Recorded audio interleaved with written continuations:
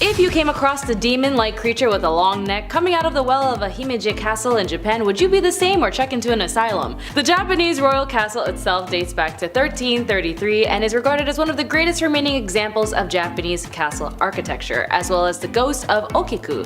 What happened to her and why does she haunt the castle at night? Apparently the popular tale tells the story of her no longer as a human, but as a creature who lingers and crawls outside and around the castle. She was falsely accused of losing valuable dishes and was killed for it, and her ghost now haunts the castle as she counts the dishes in the kitchen in a mournful moaning tone. And once she reaches up to 9, she panics, shrieking violently as she throws herself into the well.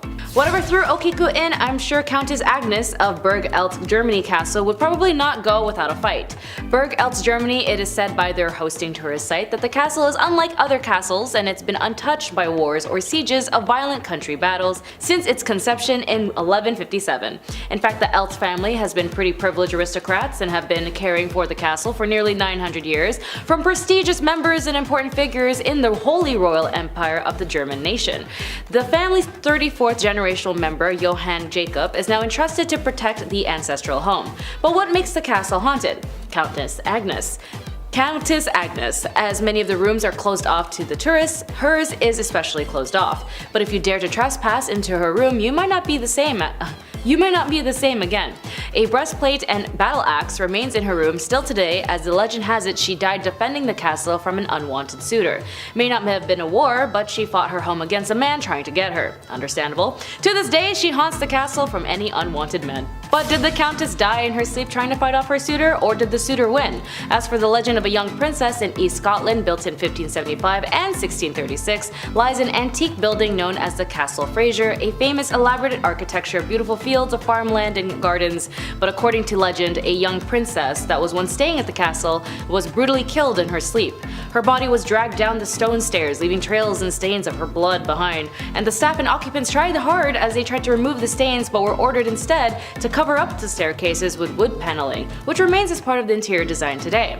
Some have even mentioned seeing the princess, and if you went home after, you'd wake up with her lying next to you. Oh my god. But what about the Vågard Castle in Denmark? 100% in the northeastern Danish town, a ground castle with many windows displayed the work of Raphael, Goya, and El Greco to the public, but with its dark past also paints a horrible picture. The tale of Ingeborg Skil, who was able to acquire the castle in 1578, drowned her own architect in the moat, preventing him from designing and making another castle, as hers was the only one worth building. Because of this rash and vile decision making, Ingeborg's ghost is now spotted and felt haunting throughout the castle, all dressed in white. Because they always are dressed in white for some reason. Even if you don't think she's there, you might feel the hair at the back of your neck rise as you pass by the Rosedanten, the Beauregard's castle's infamous dungeon. The dungeon was designed so that an adult man could neither stand up straight or lie down. It was possibly purposely designed to have no holes for light or air to enter. The question is, why did Skill ask the designer to have a dungeon in the castle in the first place, and what did she use it for?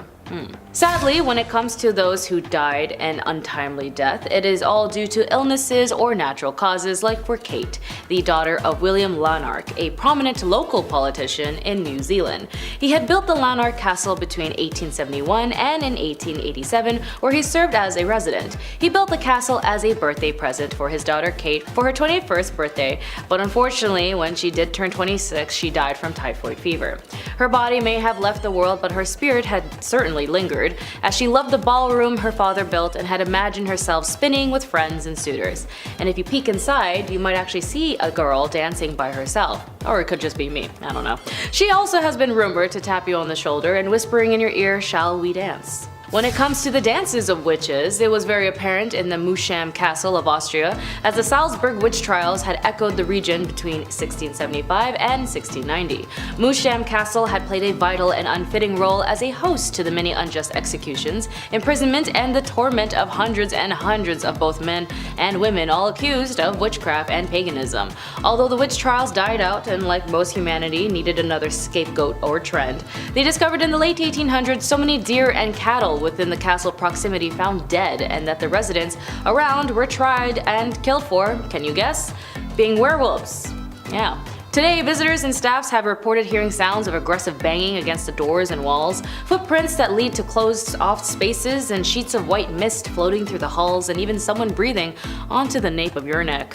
Considering some of these castles were used to torment and hurt any victim that enters their halls, the same goes for the 13th century estate of the most haunted castle in Ireland, the O'Carroll family castle, also known as Leech Castle. Legend has it that there was an aggressive power struggle within the family in the 16th century. In a bit of war after the main patriarch died, a member of the family killed his own brother who was also a priest. Visitors have noted seeing a disgruntled and heartbroken priest wandering within the bloody chapel of the home. Even as recent in 1990, when renovators found a secret dungeon in the chapel was filled with skeletons, dozens of skeletons of unknown victims who fell through a trap door through the castle. Traps that the O'Carroll prisoners would fall on top of wooden spikes and experience a slow and very painful death. A location that was close to the chapel where even visitors might even hear by an earshot. But like a pit of despair lies in some castles maybe a pit of hell. In the Hoxka Castle lies a huge hole in the ground that has been constantly rumored since its discovery a gateway to hell. Why am I smiling? Some even say that the hole existed before the castle was built, and even the owners who created the Hoska Castle purposely made a deal with the devil inside and allowed the castle to be a front while evil deeds were made below. Even in some rhetoric after the ownership changed, some even tried to visit the hole somehow below, as some prisoners would bargain with the prison guards for their freedom. One man agreed that he would get to the bottom of the hole and report back in order to gain his freedom. When he was lowered, the prisoners and guards heard a sound from the man that was unheard of. Blood-curdling screams and panics of "Get me out! Get me out!" They pulled him back up to the surface only to see his face and body aged 30 years. All hair all white and face full of fear. Even with the fortress turned castles or castles turned into fortresses, there are no difference as the shady darkness that is lured within. Like the Arkersher's fortress that was built in the late 1290s as the ultimate defense against foreign attacks and was instrumental in the 7 Years' War. The sprawling fortress is now used as some royal functions and can be toured by the public. However, locals say it's a war-torn past and has yet to leave, noting that some have seen the ghosts of soldiers roaming the halls. The most well-known supernatural sightings include a demon dog that is said to guard the gates of the castle, and a spirit of a woman that has no facial features. And finally, with one castle, Haunted Castle mentions a catchy motto which is "Live an interesting life." The Bumblebee Castle, located in Ireland, was initially built by the Hodenet family. After many years and many witnesses of the battles, it was also used as an occupied and modified location for the Irish Army during the emergency to serve as a defense structure in 1939 to 1945. Mindful of its ghostly history, John, the previous owner of the castle, took precautions, inviting a local clergy to perform an exorcism on site and to bless the structure going forward. The history involving with the castle refers to Lady Margaret, who once walked through the castle looking for mirrors. She used to be a great beauty and had many suitors come line up. When she was forced to starve for a year from one suitor named Clon Rockenby, she finally lost her mind and her looks and smashed every mirror in the castle. Some witnesses say that her spirit had no face, while others say she would manifest wearing a veil to cover her sad and heartbroken face, looking for herself in mirrors. Now I have some bad news for all you medieval peasants watching at home.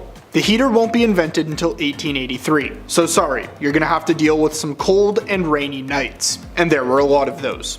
See, for the majority of the medieval period, peasants' houses usually consisted of one room with no windows and a thatch roof. Instead of a fancy machine to keep them warm, a fire was usually lit in a hearth in the middle of the hut, which as you can imagine leads to a smoky time. And then there was the animal corner, which consisted of about a third of the dwelling, where most people kept their livestock. And yes, I know y'all like living with pets, but I don't want to be woken up at 3 in the morning by your roommate, the goat. Beds and furniture were clunky and riddled with bugs and other vermin, and so bed bugs weren't an uncommon sight. So yeah, if you can't sleep without your nightlight, think about how they must have had it. But yes, it's still okay to sleep with a nightlight, I promise. It's hard to get through the day without a good meal.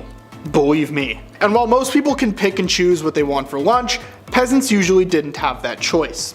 Instead, they got whatever they could, which the majority of the time was nasty. While stews and vegetables were popular food if you could afford it, things like hedgehogs, beavers, fish bladders, and whale vomit were on the menu, and I don't know about you, but none of those sound really all that tasty. Some people were even scrounging around in the trash for their meal and eating garbage. But not that garbage, this garbage. Yeah, it's a meal called garbage. If you're hungry, you won't be, because here's what you need if you want to prepare a nice bowl of garbage. First off, chicken heads, feet, livers, and gizzards. Now we're gonna mix it up, throw it into a nice pot, and add some beef broth, powdered pepper, cinnamon, cloves, mace, parsley, and sage. Then we're gonna take some bread, throw a loaf in the pot, boil it through a strainer, then let it boil again. Add some powdered ginger, unripe apple juice, salt, and a little saffron, and you've got some yummy garbage.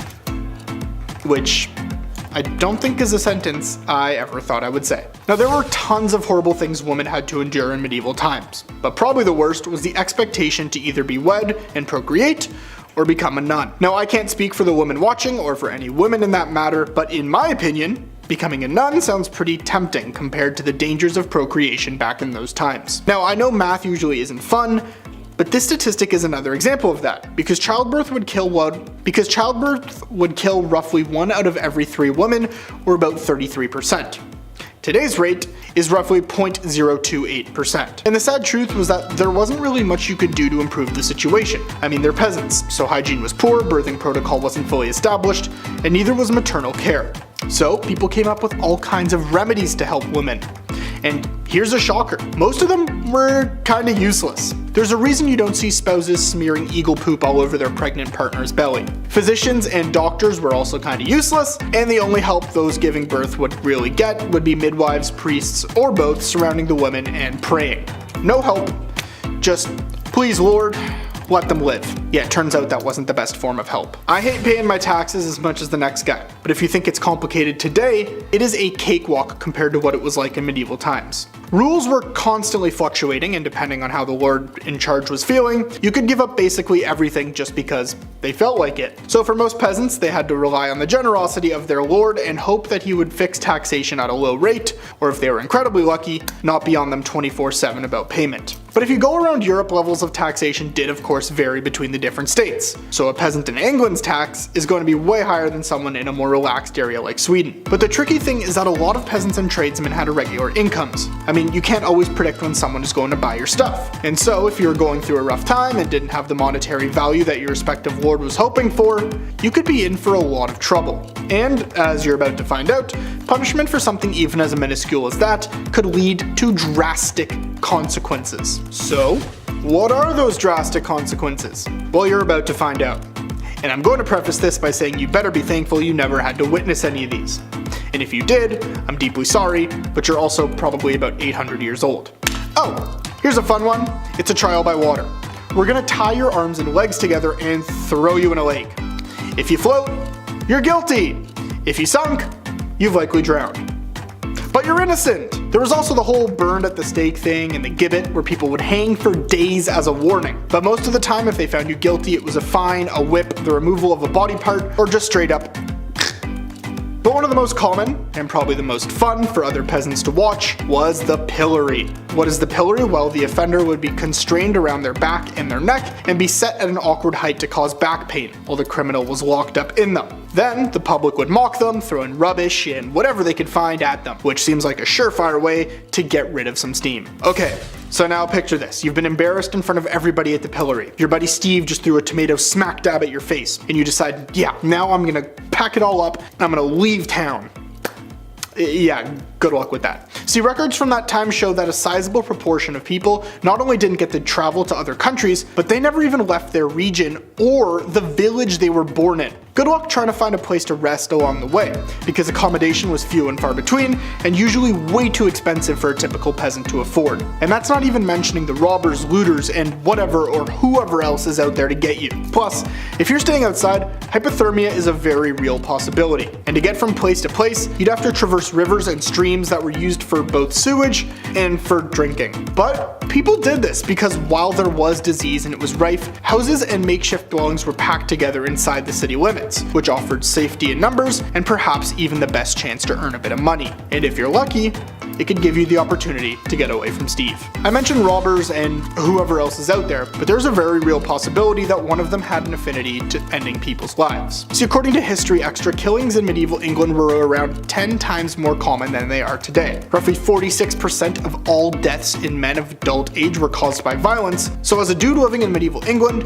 you had a roughly 50% chance of meeting a bloody end. I'm not a gambling man, but I don't like those odds. For example, in 1229, some buddies went on a night out, and they do as you do when you go out with your buddies, you get plastered. They got into a disagreement over their tab, and it escalated until the students and innkeepers were in a brawl that caused the townspeople to come to the aid of the innkeepers. The next day, the boys came back, armed with swords, some hacking and slashing later, and they'd unalived quite a few and removed some limbs in the process. And that's the thing, when you give people a sword who shouldn't have a sword, they do dumb things with the sword, which is exactly why I don't own a sword. But one place I think where it would be good to have a sword is in war, and I think that's a fair judgment. Well, I got some sad news. Not everybody was afforded that luxury. If the Lord saw fit and you were a man over the age of 18, you could be conscripted whenever. According to histories of the time, around 1 in 5 peasant men would be in military service at any one time. But contrary to popular belief, most fighting wasn't actually fighting, just sizing up your opponent before signing a treaty. But that's time you could be farming. Instead, here you are in your fancy suit fighting a battle for someone who doesn't even know you exist. You have to think about how little was in it for peasants. See, lords were often fearful of their peasants getting too powerful, which is why in most cases, they were required to bring their own weapons, and also learn to fight by themselves. So bring your pointiest shovel and your sharpest rake, because we're going to war. Oh, and now we're done at the war. Thanks for coming. I think I've got a pretty okay outfit here. I mean, this is a nice fleece, but if I'm living in medieval times, which luckily I'm not, my outfit wouldn't really be up to me. Oh, and it's a good thing I'm not wearing stripes. Because believe it or not, in medieval Europe, the simple act of wearing stripes could lead to your imprisonment, or even your death. Why? Well, quite simply, for some reason, striped clothes were seen as garments of the devil. So if you were caught dressing up as Waldo, who, yeah, I know, he wouldn't be released for another 700 plus years, you might end up with a noose around your neck. I'm not making this up. There are very real examples of this. In the French town of Rouen, a local cobbler was condemned to death simply because he'd been caught in striped clothes. If we go even further back, from the year 1250 onwards, the only people who would be caught wearing stripes were the lowest of the low in society. But it wasn't limited to just humans. Animals faced the wrath, but it's not like they had a choice. I mean, while most Europeans had never seen one, zebras were called beasts of the devil because of their stripes. And look at a zebra. There is nothing more evil than that, I'm sure. For our last point, I'm sorry, but I have some sad news. You've died. Yeah, but I have some even sadder news. Yep, your corpse, your earrings, your watch, your anything else of value. Yeah, it's all gone. But you wouldn't be alone. See, according to some research, in Europe during the Middle Ages, close to 40% of graves were disturbed. Now, this wasn't like grave robbing during the Enlightenment. There was no university, medical schools paying good money for fresh corpses to study. Rather, most cases of grave disturbances were just people looking for anything of value. People would be buried with a small selection of possessions. Maybe you got your favorite cup, maybe you got some other trinkets. But when times are tough, even something as small as that would be enough to tempt a thief or a peasant who just needs some money to dig up a grave. This led to a whole bunch of unmarked graves, which led to a whole lot of unanswered questions about the lives of people in those times, which led to a whole lot more things that I don't have time to talk about in this video. Oh, and one more time, I'm sorry that you died. At number 10, we have blowing your nose in public. We are starting off strong because this was far more absurd than even I could imagine. For it to make sense, we have to start from the beginning. In 12th century Newmarket, horse racing made its debut, but didn't become popular until the 16th century, which is when it really started to gain traction. And that was when many laws surrounding horses were put in place. In Newmarket particularly, it became really big for business. So there were lots of horses and they needed to be protected in order for them to race properly at full health. One of the laws that was put in place was being unable to blow your nose in public because they didn't want the horses getting sick. Not only was it blowing your nose, but if you exhibited any other symptoms of illness while in public, it could have resulted in mild trouble or a fine. They did not mess around with their horse's health. At number 9, we have the ordeals. Punishment in the Dark Ages, whether it be non-consensual chiropractics on the stretcher or a hot pail and a couple of rats, it was seriously concerning. Well, up until 1215, if peasants were accused of a crime, they would have to go through an ordeal to prove their innocence. There were 3 different types of ordeals. There was ordeal by fire, where a person would carry a burning hot rod for 3 meters, then their wounds would be bandaged. They would sit and wait for 3 days, with the wound still bandaged, and when the bandage was removed, the state of the burn would determine whether or not they were innocent. If the burn was healing, they were innocent, and if they weren't healing, they were guilty. There was ordeal by water, which is where the accused person would be thrown into a body of water. If they floated, they were innocent, and if they didn't, they were guilty. The third ordeal was combat, where they would literally fight to prove their innocence, and if they didn't complete the trial, they were guilty. It was in 1215 where the jury system was introduced, which was far more humane, considering there was a lot of flaws in the ordeal process. At number 8, we have entering the House of Parliament armed. This practice began in the 13th century and was actually never abolished, so it is technically still active to this day. What happened was that Edward II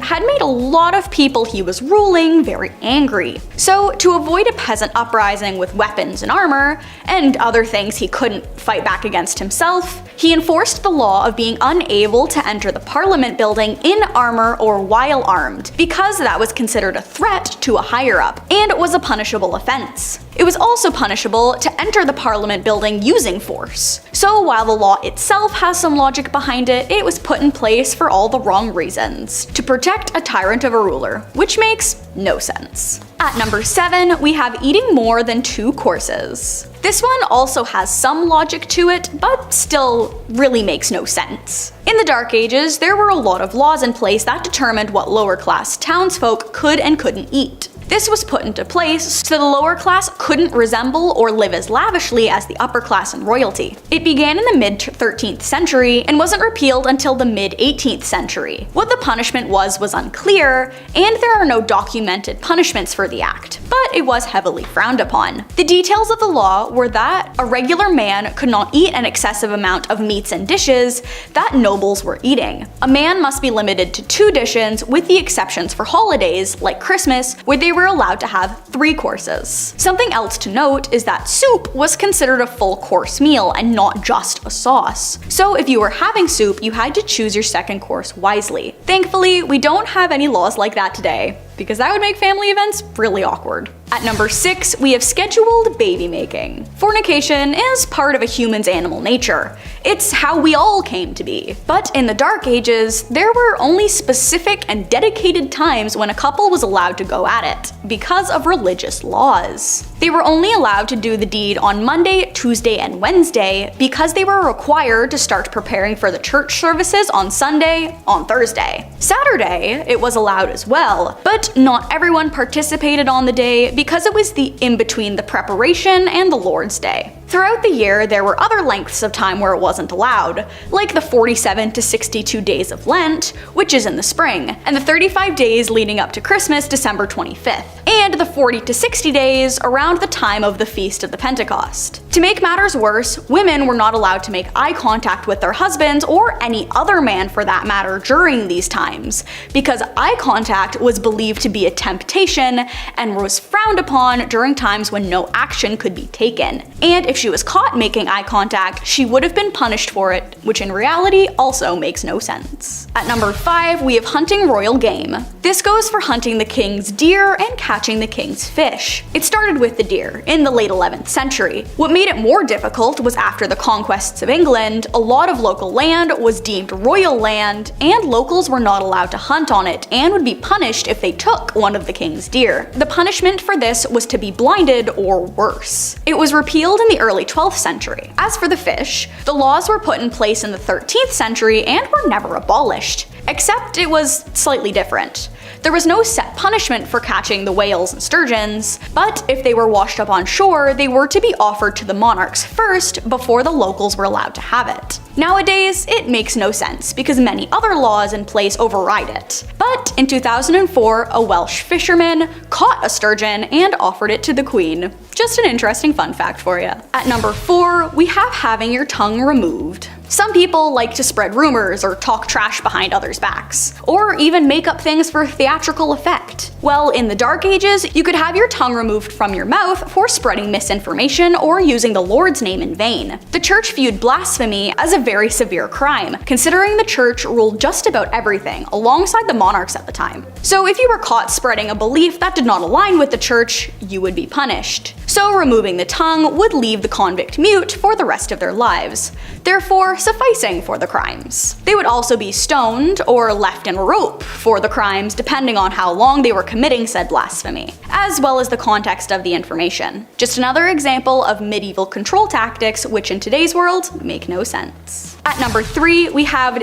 what was deemed indecent dress. In the mid-14th century, wearing long and overly pointy shoes that were longer depending on your social status and could extend up to 5 inches off the foot, as well as eccentric and flamboyant tunics, were considered illegal for the lower class. How did this come to be? As the fashion trends began to become popular amongst peasants, the crown stepped in, saying they were no longer allowed to participate in the fashion trends. This was to preserve the rich and famous image, and how only the wealthy were allowed to wear such extravagant clothing. It was deemed that no townsfolk with a rank lower than a knight or a noble was allowed to wear shoes with spikes or a toe that extended more than 2 inches. And the same went for top clothing. No local was allowed to wear clothing that was deemed indecent, and it had to cover most of them, whereas lords, nobles, and royalty were allowed to wear clothing that was far more revealing. It makes no sense because it was another excuse to separate people. Thankfully, it was repealed in the early 16th century, and people were allowed to dress as they deemed necessary, because putting a cap on a shoe length is just silly. At number 2, we have the amount that was punishable by offing. In the Dark Ages, just about any crime was severe enough that you could lose your life over it. It was also far harder for women because they had to be far more cautious about what they say, how they acted, and what they knew. There was a lot of women who were stoned or burned for having moles that were deemed too large to be human,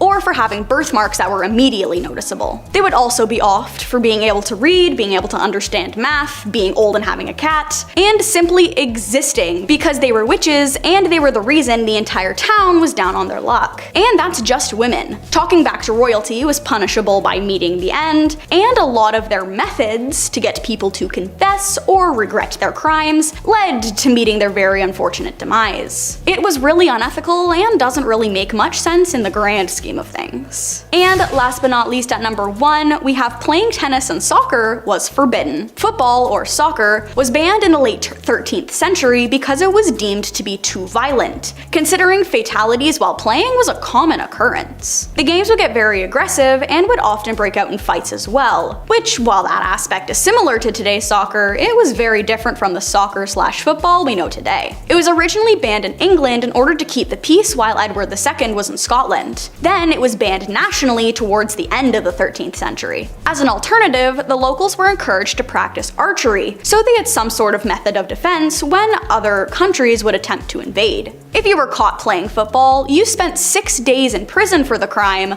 but that would be the extent of the punishment. As for tennis, in the late 14th century, it became illegal for any man who wasn't a noble of some sort to play tennis because it was deemed a royal sport, and it encouraged gambling amongst lower class citizens and caused men to slack off their work, which was a problem. The law was once again put in place to separate the lower class from the upper class, and the only exception to the law was Christmas, when regular people were allowed to play tennis with the nobles. Thankfully, both of these laws were repealed in the 18th century, and the sports were once again encouraged. Number 10, Treaty of Verdun. The Treaty of Verdun, or also known as Traité de Verdun, was a contract agreed on in August 843 in which divided the Frankish Empire into 3 kingdoms among the surviving sons of the Emperor Louis I, the firstborn son and heir of Charlemagne. Long story short, all the grandsons were all at civil war with each other about who was getting what did Grant promise. The treaty followed shortly after almost 3 years of wars between the brothers. It was the first in a series of partitions contributing to the dissolution of Charlemagne's empire, and it is seen as a blueprint in which modern societies are based off of. Basically, the brothers all had to split what their grandfather had decreed his own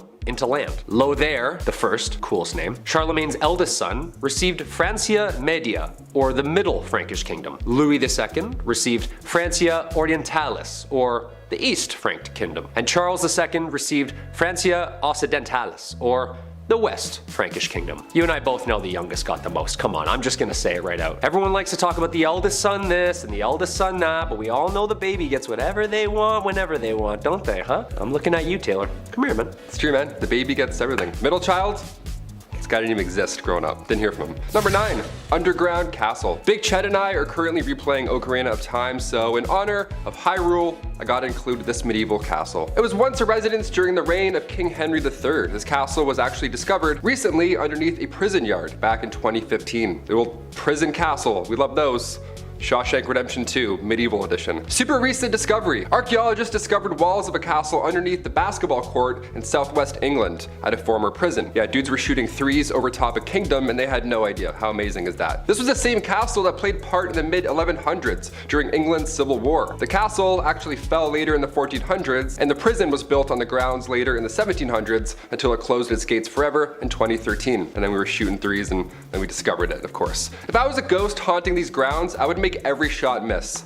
Easily. I would just float near the net, tap the ball away, like, nice try. Back to prison. Number 8, stonemasonry. So we all know about who wrote what and who translated what to what text and which language while writing what play, which was based on who. But who built all this stuff? When we think of the Dark Ages, we can't forget the megalithic Leviathan stones carved and molded together to create the enormous Gothic castles and cathedrals that are still standing to this day. How did people do it back then? Well, masons in medieval England were responsible for building. Masons were highly skilled craftsmen, and their trade was primarily used in the building of castles, churches, and cathedrals. There were 3 main classes of stonemasons. There was the apprentice, the journeyman, and the master mason. So what would a medieval construction site exactly look like? Well, of course, there's the master mason. He's usually the head and the overseer of the work, and he's the most skilled of the tradesmen. This is like the head honcho on site. We've all seen this guy walking around site. He's always angry, he's always yelling, "Hey, who's got the plans? You, give me those. What are these? Backwards, you idiot. I'm gonna put the window down there." So how did they exactly chisel out all of these castles from one giant rock? Well, they didn't. The stone had to be quarried first. From quarrymen. These were not masons. Their job was to get the stone for the masons to work on out of the ground. Local stone was used first, but occasionally stone could travel vast distances, even from other countries. So I gotta drag that boulder there all the way to Scotland? Okay. Some of the most beautiful architecture ever created can be still seen across Europe. The amount of time and skill it took for these people to have designed, constructed, and chiseled such megalithic sites still baffles me. I'd be trying to read the plans still.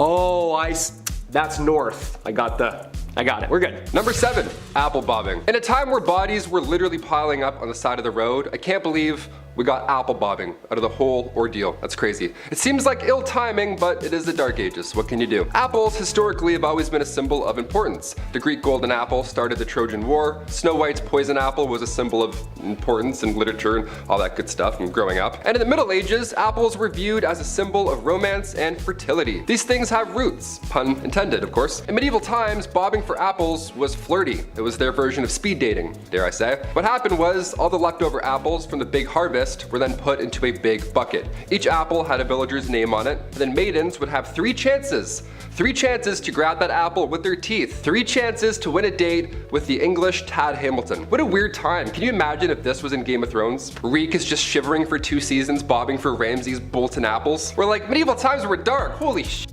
Number 6. The feudal system, aka feudalism, was a form of structure system existing in medieval Europe in which people would work and fight for nobles who gave them protection and land in return. A social political system in which landowners would contractually bind tenants to exchange their goods, loyalty, and simple space for safety and comfort within the laws of those ruling. Basically, this is like our renter's agreement now. I'll give you a place to stay and some heat. You give me an unfathomable and overpriced amount of shillings for these extremely low ceilings. Yeah, talk about crooks, man. This system stayed in place for more than 1,000 years and managed to fizzle its way out of society somewhere in the 15th century. Not just anybody would ask to be signed to this deal. There was structure and there was order. There was a lord, aka the landowner, aka your landlord, allowing vassals, aka tenants, to rent the land by providing services, especially military services. Yeah, you can stay here, but once in a while we're gonna need you to dump a bunch of boiling water and over that wall. Is that cool?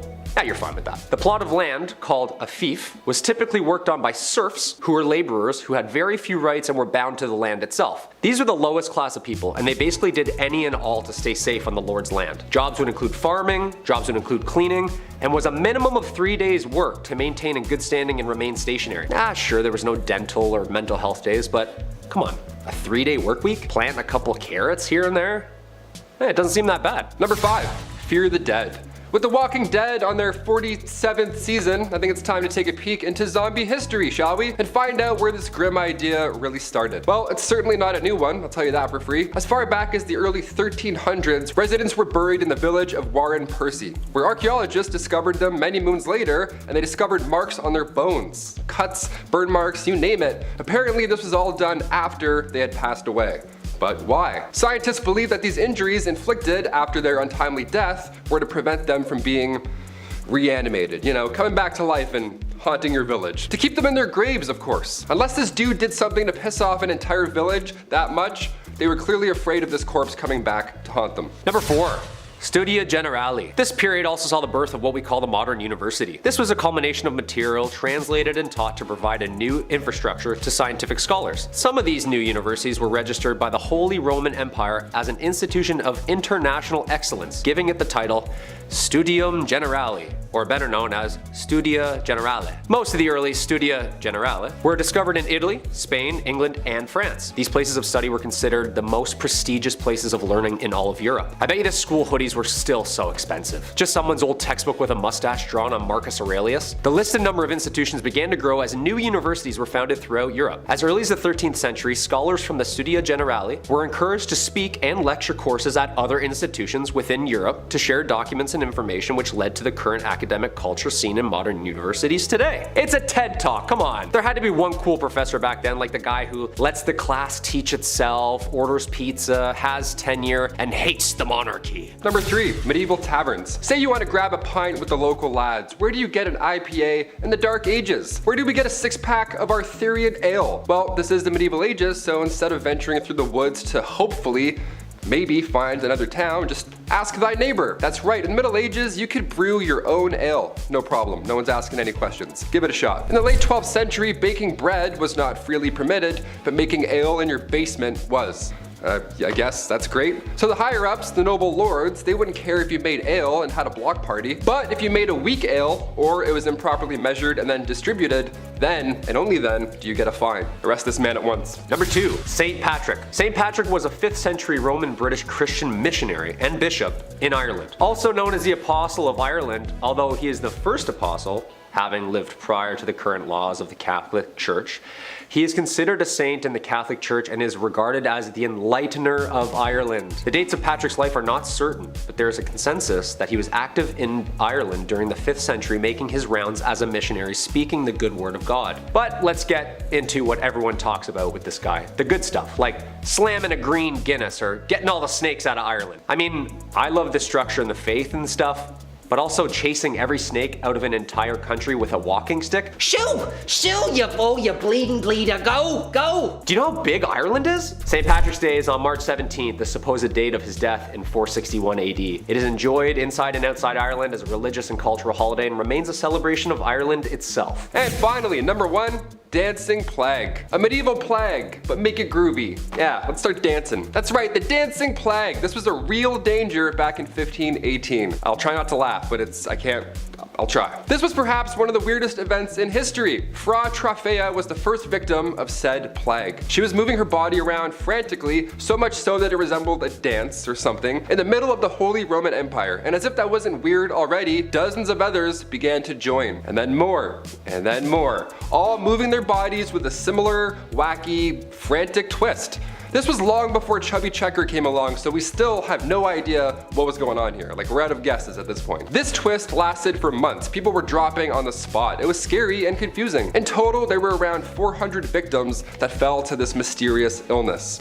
That's a lot of deaths. That's a lot of real deaths. This was documented in 16th century historical records, so I don't think the story is made up per se. No one would make this up. It's terrifying. A Catholic saint at the time, Saint Vitus, was believed to have the power to curse people with said dancing plague. What an amazing power also. Guy starts moonwalking away, you're like, beat it. Some suggest this was a cult, others believe they ate toxic rye. who's to say for sure? Either way, we're all dancing. Kicking off the list at number 10, an Arming Squire. Being a knight, okay, obviously this sounds cool on paper. They have the sword, they have the horse, the flowing lady, the gal on the back of said horse. They're saving the damsel in distress or something, right? Sometimes they lose a hand like Jaime Lannister, but that's just what being a knight is all about, right? Also, spoiler alert, if you haven't seen Game of Thrones 9 years ago. It wasn't always a fairy tale epic being a knight. First of all, this process starts when you're 7 years old as well. So you would be given to a noble to learn for 7 years, and then at age 14, you became a squire. Ah yes, a noble squire. We've heard this term before. What do they do? Well, it's a knight's intern. Yeah, not an ideal job to have when you're young, but it's a job nonetheless. Also, you had no choice, so you had to do it. Welcome to the Middle Ages. Arming Squires, they had a lot of responsibility. Arming Squires would repair a knight's armor while they were still wearing it. Yeah, how fun is that? Oh, which buckle was it? Ah, yes, that one. Yeah, fixing up chainmail on a grown man's thigh. Not ideal. Welcome to the Dark Ages. Pretty dark. Also, after these epic, messy battles, Arming Squires would have to clean everything off of their armor. Yeah, everything. A lot of yuck going on in that business day. This was long before Dawn soap was also a thing, so they had to clean with urine. Yeah, gross. So gross. It gets worse and worse. Welcome to the Dark Ages. Number 9, Plague Bearer. Yep, this one's as awful as it sounds. The title of this one really gives it away. The hot summer of July 1665. What to do with all of these poor souls who have been hit by the plague in the Dark Ages? Where do we put them? What do we do? You can't just hide them all in the catacombs this time around. So now what? Well, a plague bearer, he's got your back. Church wardens would organize burials, right? This was a normal thing even back in the Dark Ages in the 1600s, but when the plague hit, they had to change things up a little bit. If somebody had the plague, these guys would be responsible for transporting them far away and then burying them. A church would house these plagued souls away from society. How grim is that? But it's probably a great call, all things considered. Poor guy. Number 8, a knight.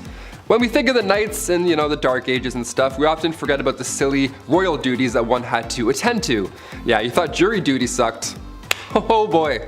Beastly justice. You ever heard of this? If not, buckle in. Beastly justice was when animals had to go to court. Yeah, they were put on trial as well as humans. It's wild to look back at a knight and all the things they had to do for their kings and queens, but the fact they also had to wake up early and attend court like a noble, royal court where a wild animal was now taking the stand. What a joke. I'd be like, really? Do I have to be here? I woke up at 4:30. What's going on? Yeah, this would happen after an animal runs through town. It would attack people, being confused and being an animal and all, but the townsfolk would actually believe that the devil was somehow involved in this whole ordeal. These animals worked for Big Red himself, right? How weird is that? In 1457, villagers in France had to deal with 6 pigs who ran wild and attacked locals. They did a lot of damage apparently, but instead of just, setting the animals free or putting them down or whatever, they just took them to court.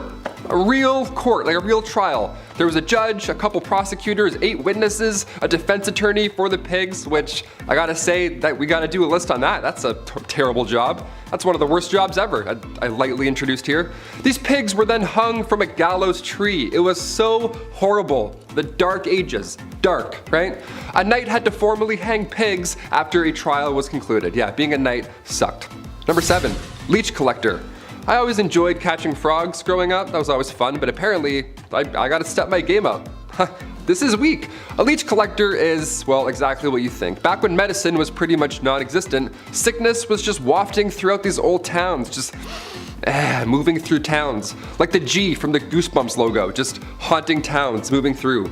Scariest intro ever, eh? So the solution back in the day was the classic, oh, if you feel sick, maybe try bleeding for a bit, see if that helps. Yeah, they would use horses' legs to lure out these leeches, but most of the time these leech collectors would have to get in and get dirty and just grab them themselves. They would have to swim around and touch as many things as possible. They would make contact with as many leeches as possible. How gross is that? That was the best way to collect them, really. I would have fainted so often, that is horrible. The loss of blood here was obviously so intense, so it was a, horrible job to have. And on top of that, you gotta look out for the same reason they need leeches in the first place. Disease. Yeah, that's still out there. Leech collectors were so common throughout the 18th century that leeches basically were extinct at that point. We almost lost leeches. So close. Number 6, Jesters. The earliest accounts of the fool go back to the 11th century, so pretty OG. These fools were hired to liven up the party, dance and be silly, wear pajamas. Most of you have an image of a jester in your head, jumping around on tables, telling jokes. That's actually pretty accurate. Yeah, it was pretty fun. It was one of the best jobs to have, obviously. This title of a minstrel, or a fool rather, it was an honor to have. The fool's payment also was no funny business. That was good stuff. Roland Le Petier, he was like a major jester back in the day. This guy got 30 acres of land from King Henry II. Just here you go. Just show up and fart and be funny. Have all this land. That's like a kingdom. You have a kingdom because you're funny and you're silly. He would whistle, jump around, and literally fart on people. On Christmas Day, this guy would come over and just ruin your entire breakfast and just be like, yeah, I have all this land. And then he would take off. Crazy. You just ruined Christmas, sir. Stop farting on my food and family. Thank you. I would never want to be a jester. They had to also go into battle and spread bad news too. It was fun and silly, but they were also royal. They had to do lousy stuff too. Number 5. Groom of the Stool. Nowadays, higher ups in the office, they have assistants, to grab your coffee for you. Maybe they answer some phone calls, keep the business running while you're off, doing your businessman stuff. Assistants are vital today. The Groom of the Stool though, that was a bit much.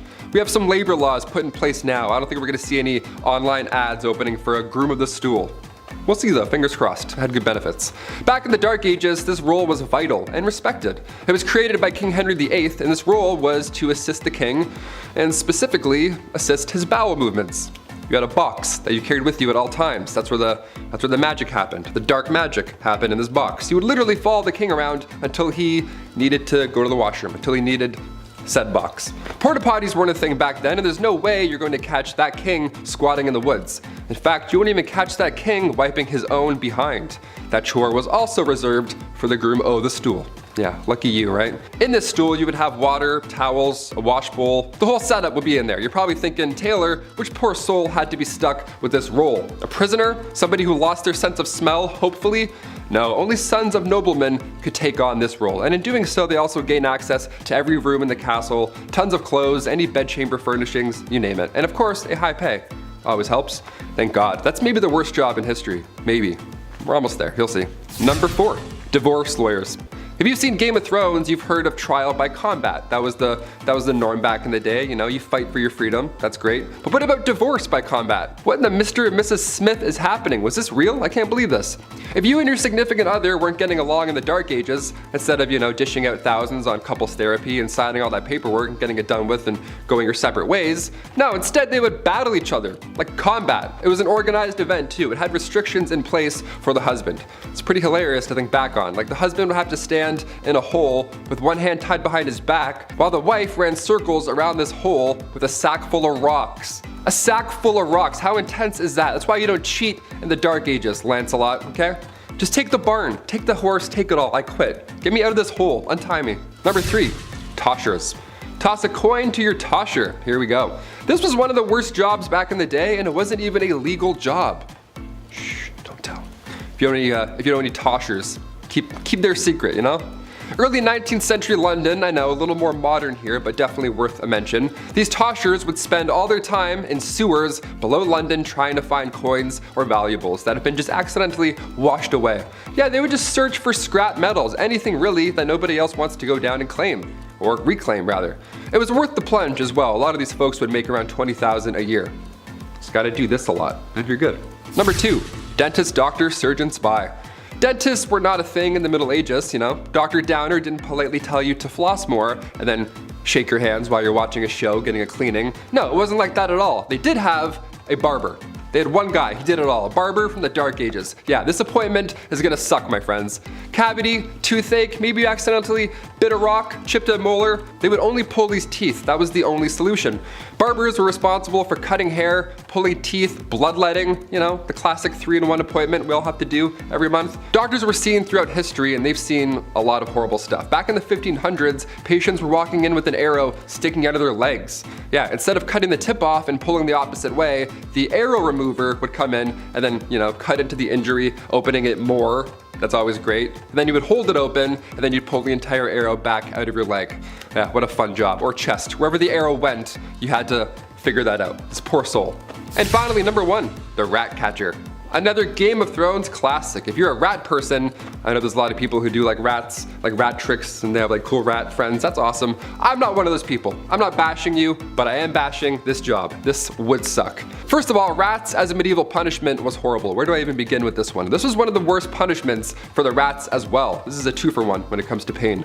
A rat trap involved a man being tied down to something, and then a metal enclosure would be strapped to his abdomen or chest. And then inside this enclosure, they were rats, and they were also like tucked away. And then historically, they would heat the metal enclosure, and the rats would panic and try and get out, and they would chew through the softest part, which in this case was your chest or abdomen. It was horrible. It was an absolute nightmare. But these rats had to come from somewhere, or rather, someone. As the name hints towards, rat catchers are one of the worst jobs you can have in, or rather out of a castle. It's an important role, you know, just like being a fool or a literal walking, talking toilet. There needs to be a chasseur de rats. Back in those times, rats and mice were the leading source of spreading disease, and with these castles being big and dark, there were probably a lot of them hiding. Black rats were a common household problem, so we need to get those out. So in comes the well-respected rat catcher. These guys would sometimes try new spells to get rid of the rats. Wasn't always helpful, wouldn't work. More often than not, didn't work. So poison powders were the next main trick here.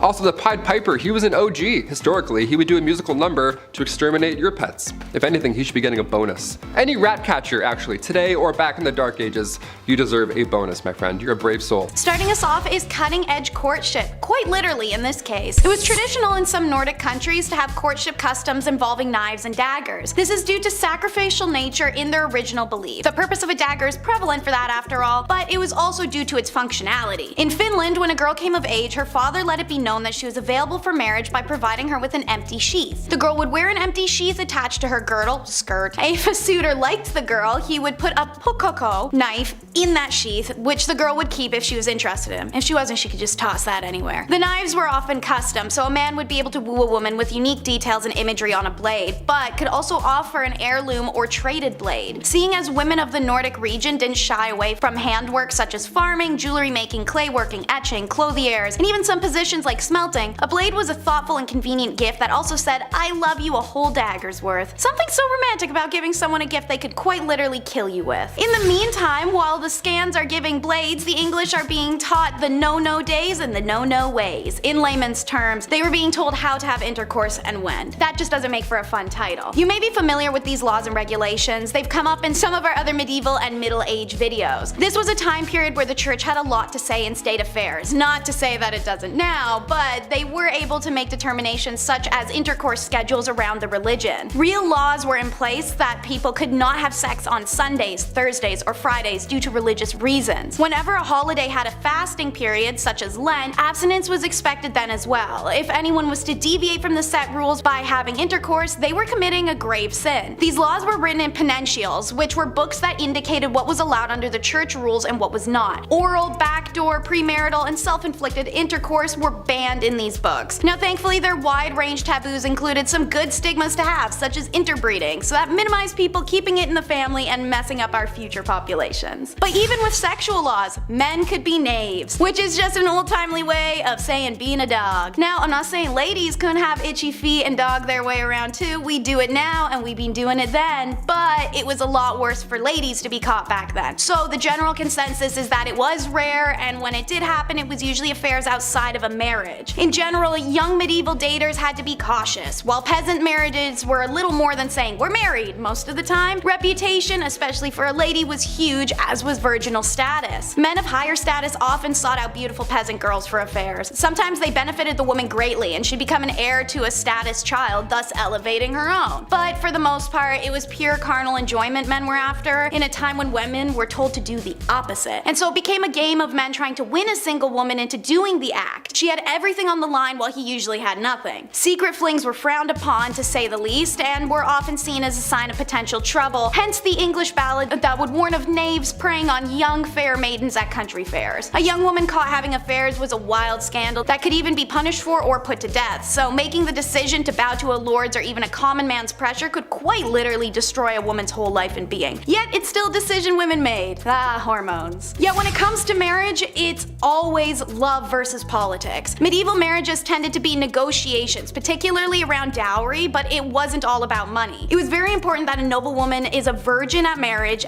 purely out of pragmatic reasons. Marriage, after all, was an alliance union of two families that required healthy and admirable legitimate children to be truly locked in. It's for this reason, as well as the violent men in society, that the church's laws stated that the degree of pressure to encourage a marriage could not sway a constant man or woman, aka no forced consent. What was forced, however, was up to debate, so don't be too proud of them for having that law in place. A woman was able to call off her marriage up until it occurred for this reason, as was a man. Should this occur, dowry was either returned in full or only partially as a fee for the failed union. Alongside this was the courtly love direction romance and marriage began to take in the mid-ages, during a Shakespearean and theatrical influence. Marriage started to become idealized. We'll circle back to how this affected people later, but lower classes consistently did marry for love, since there's little to be gained materially from marrying for them. For most part, there was no official ceremony. That the social level marriage was more like, hey, we're married now and living together. By 1400 AD, there were actually many laws decreeing marriages needed to start becoming a public affair,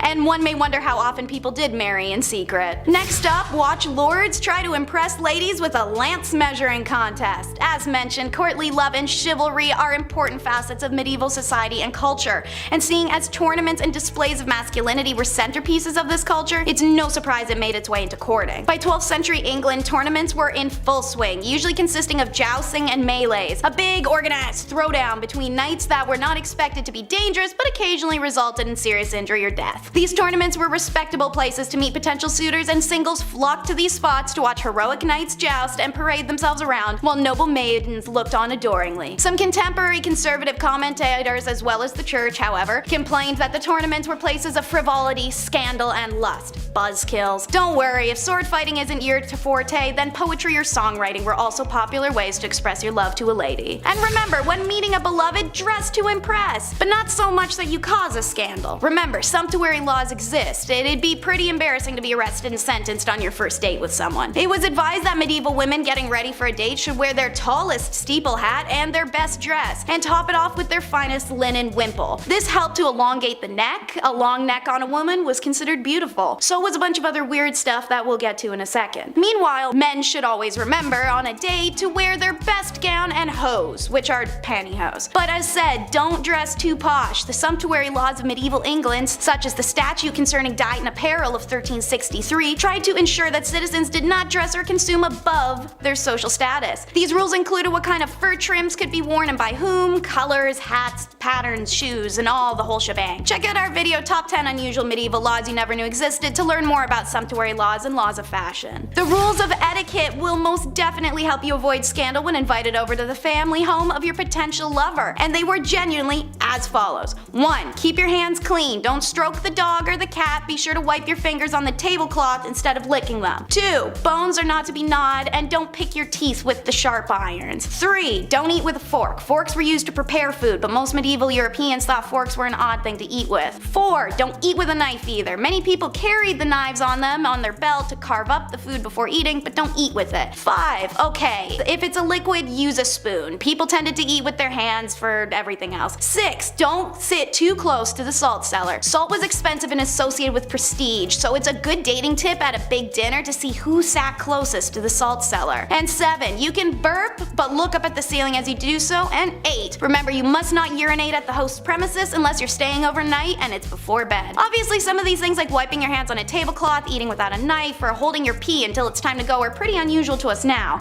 But back in the Middle Ages, if you wanted that shorty and not to ruin your reputation, well, you're burping at the ceiling, bro. I hope she's worth it. Next up is how love makes you crazy. This is a fascinating wormhole to travel down, and I learned from several journal articles that lovers in the Middle Ages had a real tendency to go mad. I mean, we all know the examples. Elaine, the fair maid of Astolat, pining away. Romeo and Juliet taking their lives, and the raving madness of Ophelia. But these are just dramatizations, right? We tend to regard accounts of love madness in medieval literature as evidence that they overestimated the strength of erotic passion. In classical and early medieval periods, sexual love was regarded as carnal appetite to be controlled, but with the rise of poetry sentiment and the theater came courtly love, which was seen as a highly spiritual desire. The idea of courtly love had more to do with the concept of loving rather than pleasure. This idealized kind of love was based on a secret union where two lovers could only love from far away. These sorts of unattainable relationships were increasingly romanticized, but in medieval society, the notion that erotic love could drive people mad may not be so unrealistic. We understand now that mental illnesses are sometimes provoked by the stress between the individual and their social environment. Think of the pressure a woman had to marry.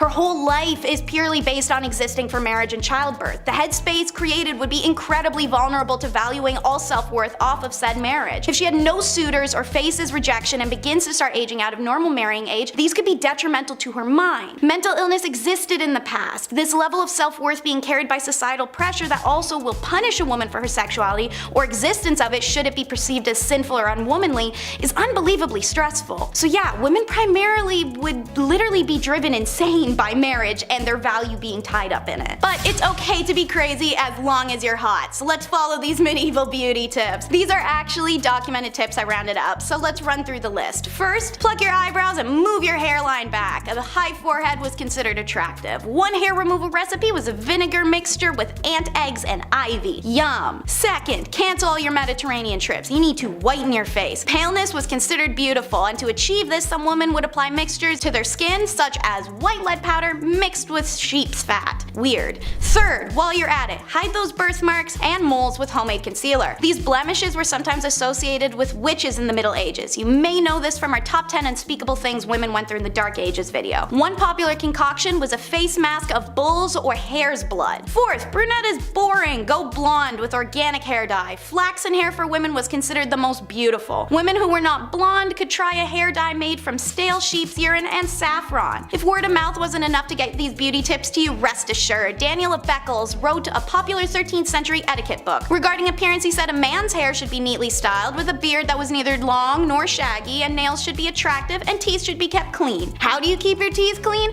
One recipe for teeth cleaning in the Middle Ages was to mix sage leaves with salt, roll into balls, bake them into a powder, and then rub them on the teeth. Sage advice indeed. And if you do not want to be a scandalous unmarried spinster, you better listen to it. And last but not least, don't forget to bring the hemlock. Whether you're two dirty knaves trying to get down lawlessly, or a married couple who didn't want kids, hemlock was your best friend. So yes, while the medieval church made it clear that sex outside, and for some clerics inside, of marriage was sinful, the literary and documentary evidence suggests that these medieval Brits were still finding ways to be as randy as rabbits without an illegitimacy scandal. It was hemlock, a recommendation made by 13th century author Peter of Spain in his book Treasure of the Poor. Peter wrote men should rub boiled paste of hemlock on their boys before intercourse. Seeing as hemlock is poisonous, this was ballsy. Obviously they were open to whatever suggestions they could get. When Persian physician Abba BMZ Razia works was translated, Europeans gobbled up his suggestions, which was applying cedar oil onto the nether regions before intercourse for a man or after for the woman. He also said that if the woman jumps backwards after intercourse, the stuff will fall out. Seeing intercourse before marriage itself was illegal and knavery was perceived the way it was, I'm sure I don't need to explain the scandal in this one. Number 10, beauty sleep. When you go to bed at night, ideally you want 8 hours. Me, personally, I'm lucky if I get like 6. I don't know. I'm like a child. I'm restless at night. I'm kicking around. I'm making weird noises. It's insane. It's problematic. Maybe I should see someone. If this were medieval times, however, I'd be set. See, back in the Dark Ages, it was common to have 2 4-hour naps at night rather than one swift 8-hour slumber. See, many believe this was to tend to a fire, or hopefully not a fire. You know, gotta wake up, make sure things aren't gone. It's medieval times, it was rough. You wake up, throw a log on, yawn, and then hop back into your pile of hay. I don't know, whatever they had back then. Good times. This system of waking up after 4 hours, it sounds like an unhealthy inconvenience, but in reality, historical accounts suggest that people in the Dark Ages generally slept for longer periods of time, despite their sleep being interrupted by periods of wakefulness. They slept longer due to the fact that, you know, light bulbs didn't exist yet, so lava lamps weren't a thing, neither were alarm clocks. So people would often go to bed shortly after sunset and wake up with the sunrise, so that's a good rest. That's a good medieval rest. That's like 12 hours. Number 9, the Norse disappearance. I just watched The Norseman. I'm gonna start barking at people now when I'm on the subway, just to, you know, get my old roots back, my old Norse roots. There are several theories regarding the disappearance of the Norse. Norse from Greenland during the Dark Ages, right? Where did they go? Where does a Norse Viking go? That's a little concerning. Where'd that guy go with the beard and the hatchet? That's a little important. One theory suggests that climate change played a significant role. The Little Ice Age, which began around the 14th century, that led to a decrease in temperature and a shorter growing season. Of course, making it difficult for the Norse to farm and raise livestock and, have that big mighty beard and eat good. This could have resulted in a decline in food production, leading to famine and ultimately the collapse of Norse settlement. Another theory suggests that the North were Another theory suggests that the Norse were unable to adapt to the harsh conditions of Greenland. The Norse were used to living in more temperate climates, and the extreme conditions of Greenland could have been too difficult for them to endure. They're a little too hot for comfort. Finally, there's a theory that the Norse were driven out by the Inuit, who had been migrating into Greenland around the same time as the North. So a little bit of a beef happened there, a little West Side Story with Vikings, if I may. The Inuit were skilled hunters and fishers, and their presence could have put pressure on the North settlement, ergo war. But it's likely that the combination of these factors contributed to the disappearance of the North altogether, so exact reason, that's still a mystery. I vote the Inuit though. There's probably some beef. There's probably some settlement beef. Number 8, Green Children of Woolpit. Now this is a medieval story that tells the tale of two children who randomly appeared in the village of Woolpit in England, but they showed up with green skin and they spoke an unknown language. So aliens confirmed, for sure aliens. I wouldn't even open that door. The children were taken in by a nice local landowner, and although they were initially very distressed and refused to eat any human foods, they eventually adapted to their new surroundings. Again, green children, didn't speak English. Aliens. Reminder. The boy eventually learned to speak English over time, and he explained that he and his sister came from a land where the sun does not shine and everything was green. Yeah, it's like Avatar 3 going on. Something's going on out there. Sometimes the grass is greener on the other side, but sometimes the people are also green. That's fun. That's a fun little bit. Bunch of incredible hulks in a place where there's no sun. Sounds nice and warm and welcoming. Lovely. Let's find out more. The origins of the story, of course, remain a mystery, with various interpretations ranging from folklore to my personal favorite, extraterrestrial encounters. Love aliens, love that. Grew up watching Signs. You tell me in the comments. Did this happen? Are these aliens? Were these just random children? Is this all bullshit?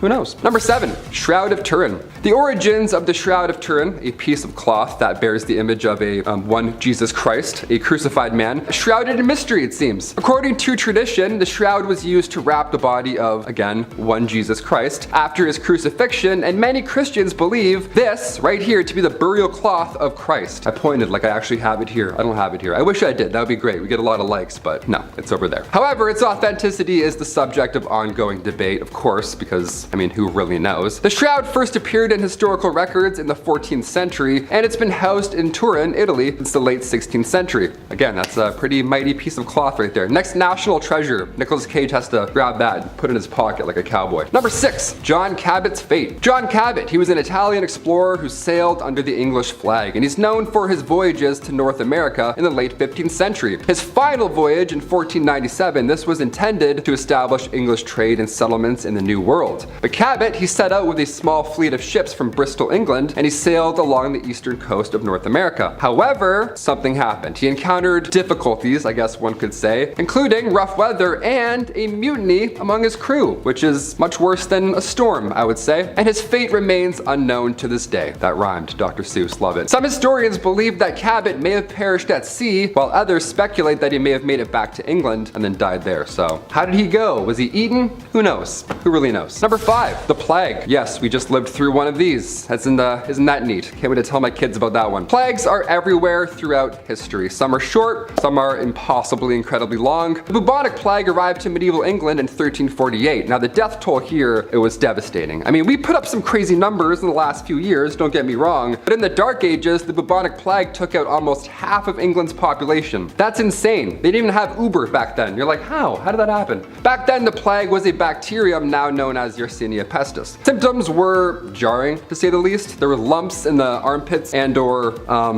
groin area. Not fun. Black spots would appear all over your body. It was uncomfortable, and it was noticeable, definitely to say the least, that you were plagued out. Almost all that were infected died within 3 days, more often than not without a fever. Just randomly, boom, done. The drop in the population resulted in a widespread of wealth. That's, I guess, a bright side. Not really. Workers were demanding higher wages, farmers were demanding lower rents, and the poor got expendable income. Sounds a little familiar, dare I say. Number 4, Greek fire. One's absolutely Crazy. Greek fire was a weapon used in medieval times. It was particularly used by the Byzantine Empire, and it was known for its ability to burn even when submerged in water. Yeah, almost like magic, some would say. Some scary, hot magic. The composition of Greek fire was a closely guarded secret, but it was known to be a highly flammable liquid that could be projected from tubes onto enemy ships or soldiers. So yeah, they would just blast liquid lava at you, and then they're like, yeah, war's done, just like that. Like in Game of Thrones, where it's just green fire. It was kind of like that. Greek fire was often used in naval battles and set enemy ships ablaze in 4 minutes or less, and its use was a significant factor in the success of the Byzantine navy. The exact ingredients and recipe for Greek fire, like I said, they have been lost to history, and its composition remains a subject of debate and speculation among historians. Let's hope we don't find this one. I don't know, let's find some pharaohs, mummies, tombs, treasures. That's great. Some guy's like, oh, the recipe for liquid lava that we can shoot at people. Awesome, let's do it. Number 3, the Vinland map. The Vinland map, this one's fun to all the toptographers, map people. This one's for all the map fans out there. The Vinland map is a medieval map that depicts parts of North America, including a region known as Vinland. Not to be confused with Vineland, that's pretty good, that's a fun one. Vinland is believed to have been visited by the Norse explorer Leif Erikson around the year 1000. Now the map was first discovered in the 1950s and it's believed to date back to the 15th century. Buster Rhymes, I'm like, however, its authenticity has been the subject of ongoing debate among scholars and historians because, you know, it's like Atlantis. Some have argued that the map is a forgery while others believe that it's a genuine medieval artifact, like the Shroud of Turin with, you know, Jesus' selfie. This is amazing. I have to say I believe this was once a real place. Sure, why not? The amount of pharaohs and leaders, dictators, all these people throughout history lost in books that have been burnt. Of course there are places and maps that have also been lost to history. Or maybe I've watched too many National Treasure movies. Could be the latter. It's probably that too. Number 2, the Dancing Plague. Alright, this one's fun. Hit that like for Step Up 2 fans. This one's gonna be real sick. July 1518, one of the most bizarre dance circle / plague events, who knows really, in medieval history went down. It was the craziest dance circle all of history, I have to admit. The Dancing Plague. Yeah, why can't this be the plague that comes back now? Why it had to be the one that was gross, everyone's coughing on each other? Why could we all just be popping and locking in the streets in 2020? Would have been way better. The town of Strasbourg was calm, cool, and collect one summer, back in 1518, until out of nowhere, one woman began to dance, or convulse, uncontrollably in the streets. Others soon joined her, which is the weird part, and eventually over 400 people were all dancing the days away, or convulsing, one of the two. It's really tragic. See, this was not a good time. It's, you know, we call it the Dancing Plague, like, oh, they were all dancing in the street. No, it was a nightmare. People were like seizing on the ground. Seizing?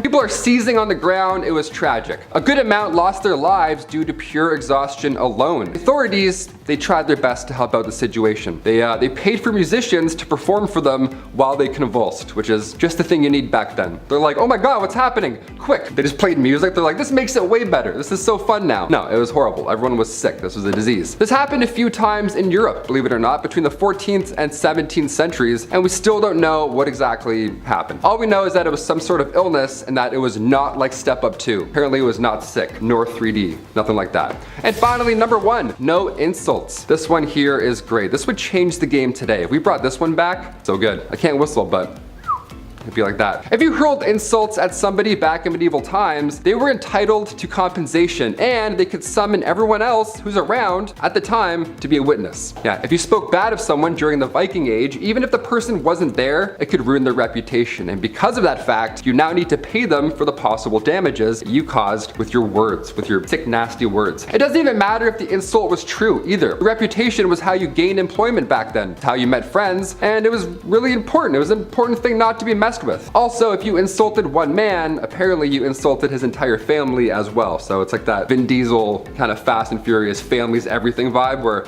with one person, they're all coming at you. It was rough. There were some words, however, where a man would be allowed to kill you if you said it. I don't even want to know which words that was. Sometimes you went a little too far spreading lies, so they had to make it a capital punishment. Thou shalt not talk smack. Get out of here. Rome really had existed as nothing but a name by the time the empire falls on September 4th of 476, having been falling inwards on itself for just short of a century at that point. So started the periods between the 5th and the 15th centuries known as the Middle Ages. This time can be split into 3 main sections: the early Middle Ages, aka the Dark Ages, High Middle Ages, and Late Middle Ages. One of the most famous events from the entirety of the Middle Era was truly kicking some in the Dark Ages, and it was the Black Death. Something that nobody gets anymore, with exception for a cool 20,000 some odd people between 2000 and 2009, and 56 people in the United States in the last few years. But if we pretend that we don't know that, and if we can avoid chipmunks like the effing plague-carrying hairbringers of death they are, then we most likely don't have to worry.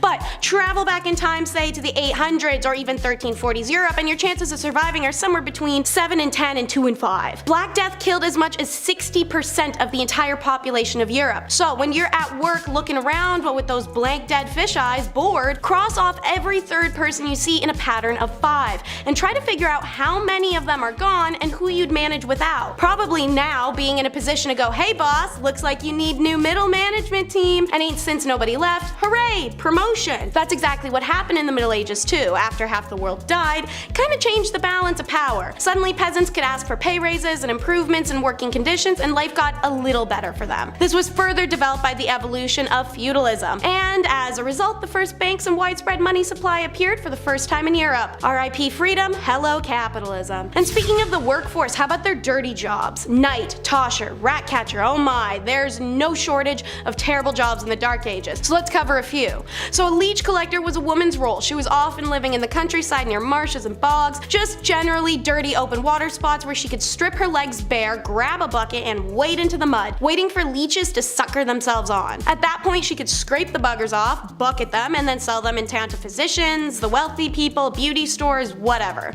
Enjoy the scabs and infectious diseases. The groom of the stool was a position for the royal household who was in charge of cleaning the king's badunkadunk, making sure it was clean and dry post his kingly, well, dumps. Tanning leather seems like it would just be hard. Don't worry, on top of stripping animal skin of its fur, soaking it, and consequently yourself in lots of lime and salt, it also involved animal feces. See, you'd hire this other guy who somehow had a worse job than you. He's called a pure collector. He'd collect you dog poop, you'd grab it with your bare hands and mush it into leather to treat it. And don't get started on lime burners or treadmill operators, which was essentially a 50-50 death sentence job. And usually whatever job you ended up with was one for life, because chances are you stay in one place. Many people dream of traveling. My generation especially is one that's opting out of children in order to do so. This isn't new, and the human desire to travel and learn is something inherent, coming with curiosity and the need to discover. But this wasn't one of those times. Written records show that a sizable proportion of people not only didn't travel to other countries, they never even left their region or the village they were born in. Even if you did manage to travel, it wasn't planes and annoying but passable airport waits. The average traveler would often sleep out in the open air. Inns or other forms of accommodation were few and far between, and usually too expensive for the typical person to afford. So aside from the super fun chance of freezing to death overnight, travelers in the Middle Ages also had to worry about being robbed or attacked on the road. Many people therefore chose to travel in groups, but even then you weren't entirely safe. Your homies could turn on you at any second. Consider also that roads and pathways were rough, and this was a ridiculous era where even spraining an ankle could prove to be fatal. Then there's finally bridges, which are quite rare, especially outside of big cities, so you might have to cross rivers manually, and while they could memorize and recite Latin every day, these dummies couldn't swim. Drowning was all too commonplace. Even the Holy Roman Emperor Frederick I died while attempting to cross a river. So if you're gonna live in one region, one city, and one house your whole life, naturally it would be a dingy shack. Because peasants' homes were small, often just made up of one room. They were constructed of wattle and daub, a type of method of constructing walls in which vertical wooden stakes, or wattles, are woven with horizontal twigs and branches, and then daubed with clay or mud. Then they'd have a thatched roof to boot. And if they're well constructed, these bad boys could be waterproof and stand for a decent amount of time. But they required upkeep, and not everyone can afford that, especially seeing as it's essentially paper mache twigs and mud. You really had to stay on top of this. Inside of a hut, a third of the area was penned off for animals, which lived inside with the family. I know people that complain about the smell of a cat litter box. My guy, you could have had a whole donkey living next to the kitchen sink.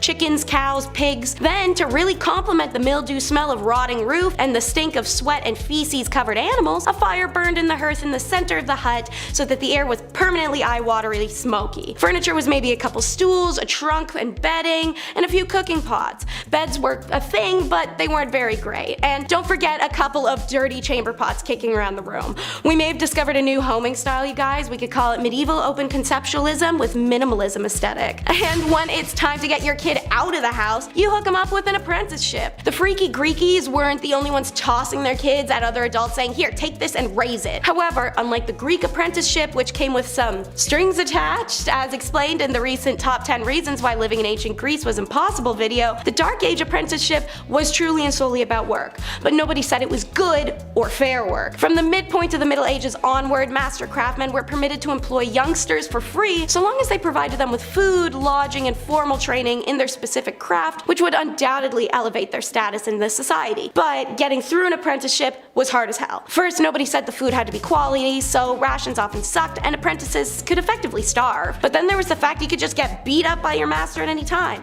because it was literally expected of them to do that. Why? Because apprenticeships were ways of parents to get crappy, troublesome teens out of the house and learn some discipline in society. To add insult to injury, apprentices were stuck between childhood and adulthood by being teens. Because on one hand, a teen in medieval times would have been treated as an adult. On the other hand, privileges of adulthood, like the right to inherit money or ownership of land, didn't come into play until around age 21. So you're expected to be an adult, treated like a kid. Small wonder then that the tales of apprentices misbehaving badly are a staple of written accounts from the Middle Ages. Rather than dedicating themselves to their professional development, apprentices would often be found in pubs and brothels. Normal middle-aged teen activity. And having a crappy kid sucks even more so back then than now because of the baby gamble. Choosing, if a woman got to choose, to have a baby was a hell of a decision in the Dark Ages. Plagues, famines, messed up weather, just not the environment for it, let alone women being regarded as morally weak and they weren't allowed to do things that modern women take for granted, like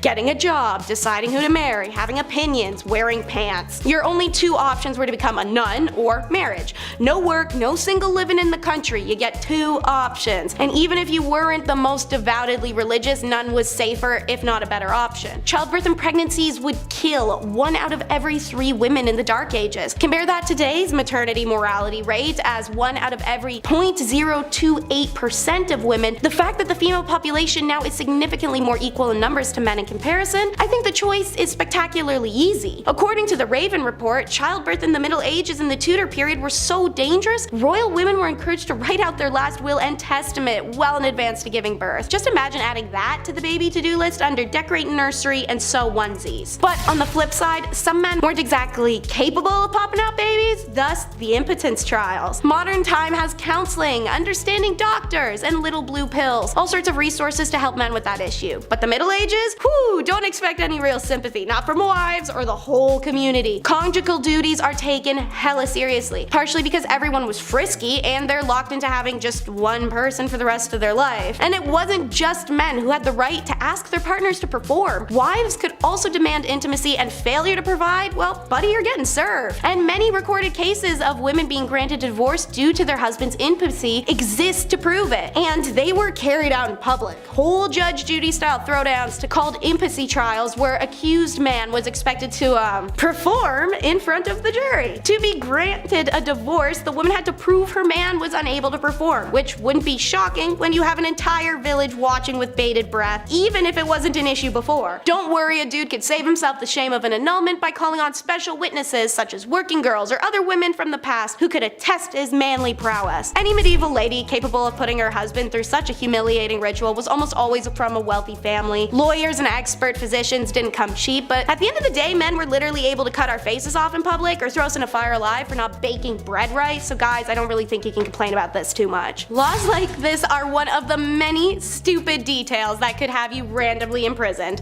Another one, stingy stripes. Living in the Dark Ages is impossible for a lot of reasons, but having to keep track of hundreds of stingy laws to ensure you don't get locked up over a mistake truly was one of the hardest factors. What was the wrong way to pray? The wrong hair? A mole in the wrong spot? A color only the king can wear? Or how the simple act of wearing stripes could lead to your imprisonment or even death? Why? Because for some reason striped clothing were seen as a garment of the devil. Thus anyone caught wearing them would at best get an evil eye from people in the street, or at worst get a hemp necktie. From the year 1250 onwards, the only people who were caught wearing stripes were the lowest of the low in society. Working girls, handicapped, the ill, the orphaned. They would don striped outfits highlighting their status as outsiders. In 1295, Pope Boniface issued a papal decree banning religious orders from wearing any type of striped clothing. In the year 1310, in the French town of Rouen, for example, a local cobbler was condemned to death simply because he'd been caught wearing striped clothes. Crazily, even animals weren't exempt. Records show that zebras were called beasts of the devil, even though people in Europe had only ever heard reports of them and hadn't even seen one with their own eyes. You can see how these guys led to colonization, right? Ridiculous. With the dawn of the Enlightenment in in Europe, the hatred of stripes eased and eventually disappeared, and many look on the phenomenon with confusion, and understandably so. Time for the Shrek references. It's ogres and pitchforks. More specifically, just the pitchforks, and less specifically, really just the farm tools in general. You guys know in the movies like Shrek, when the villagers all come carrying pitchforks and farm tools, and of all things, like, why that and not swords? First of all, swords are heavy, and who has that kicking around? Seriously. Secondly, noblemen could require all male peasants over the age of 18 to report for military service. Didn't matter if it was a justified war against a viable external threat or just a petty fight against a local rival. If you are called up for duty, you had to report. According to histories of the time, around 1 in 5 peasant men would be in a military service. Food and clean water were in short supply, and disease was rife. Some historians reckon 2/3 of all conscripted men who died were killed by unsanitary conditions of their own camps over any enemy action. But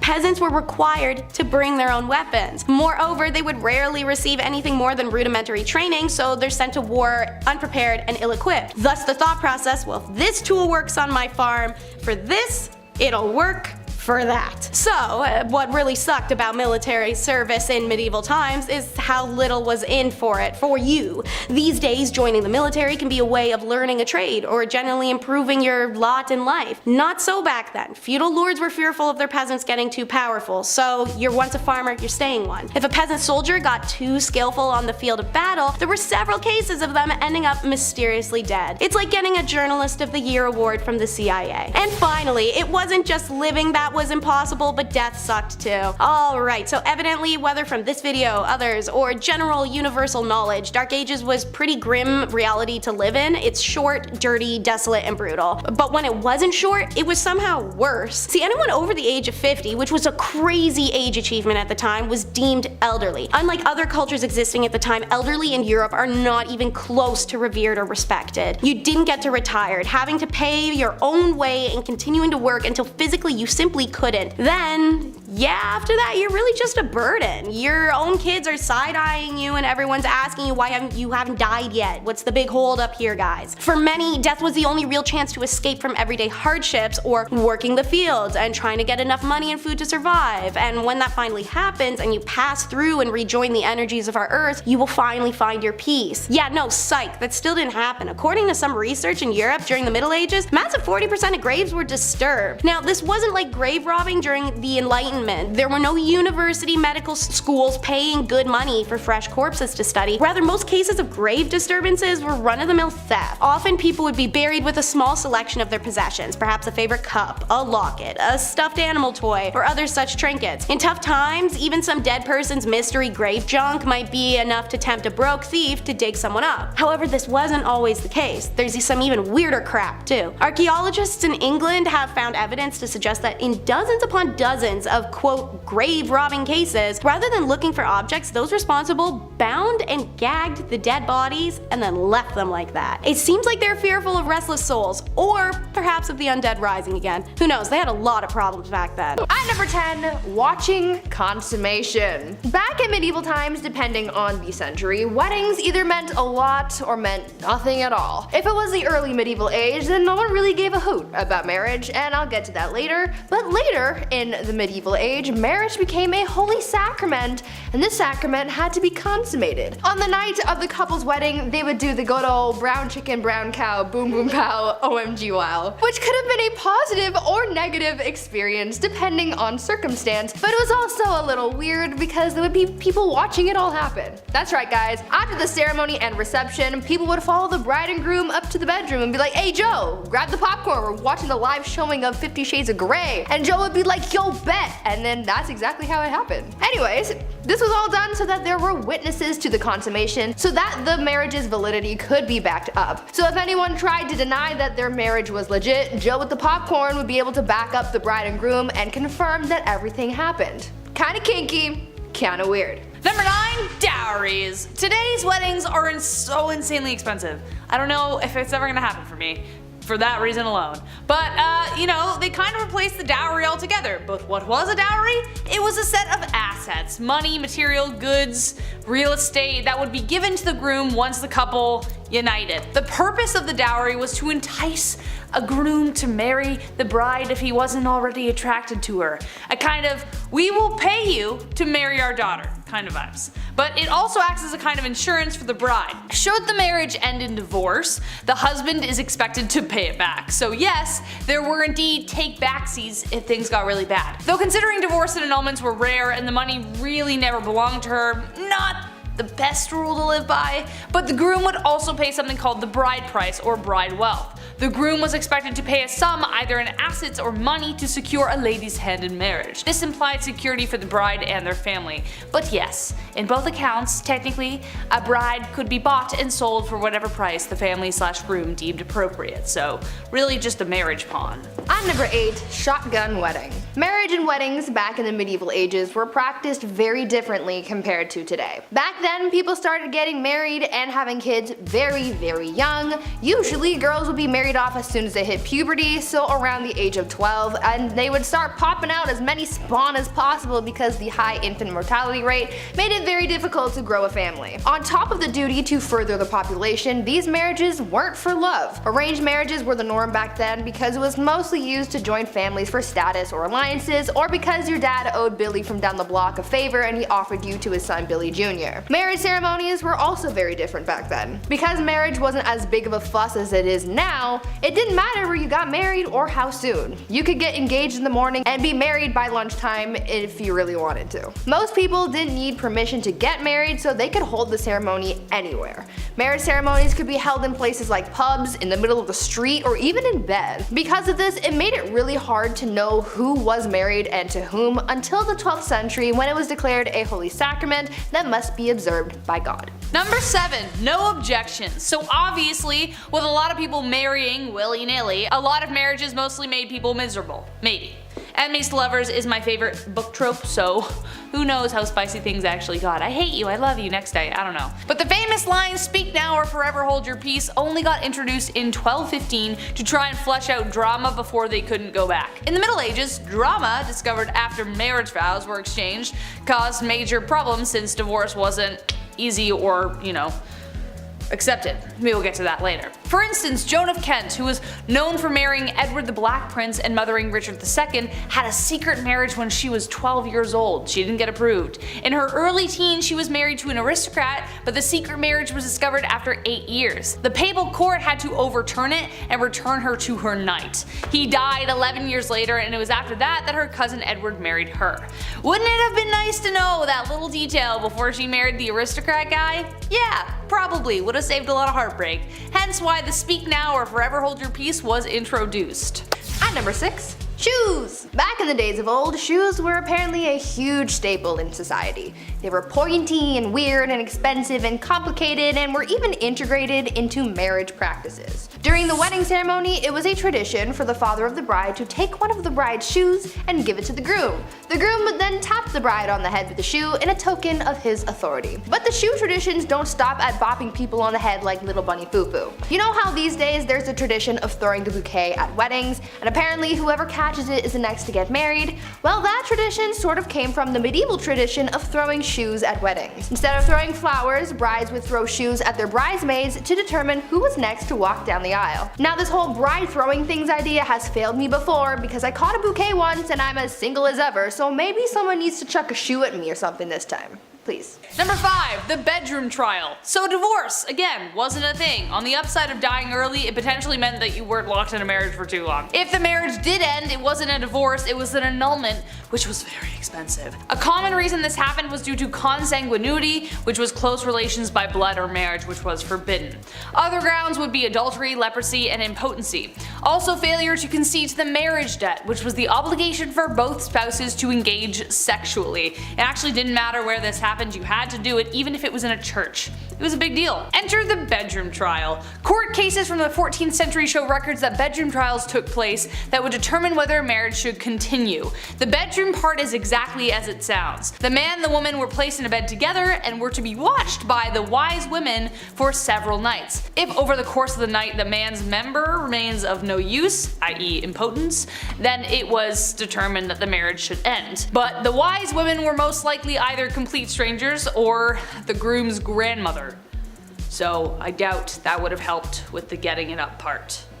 Poor guys. At number 4, marrying the country. If you married an entire country, does that count as polygamy? Are you technically married to everyone in the country, or just the one country as a singular unit? These are the shower thoughts that I wish I could ask medieval queens, but unfortunately they died a long time ago, along with their marriage secrets and probably some recipes for poison too. Back to this whole marrying the country idea though. Back in the medieval age, when someone became queen, they had to get married more than once. For them, it wasn't just about marrying their spouse, they also had to marry their country.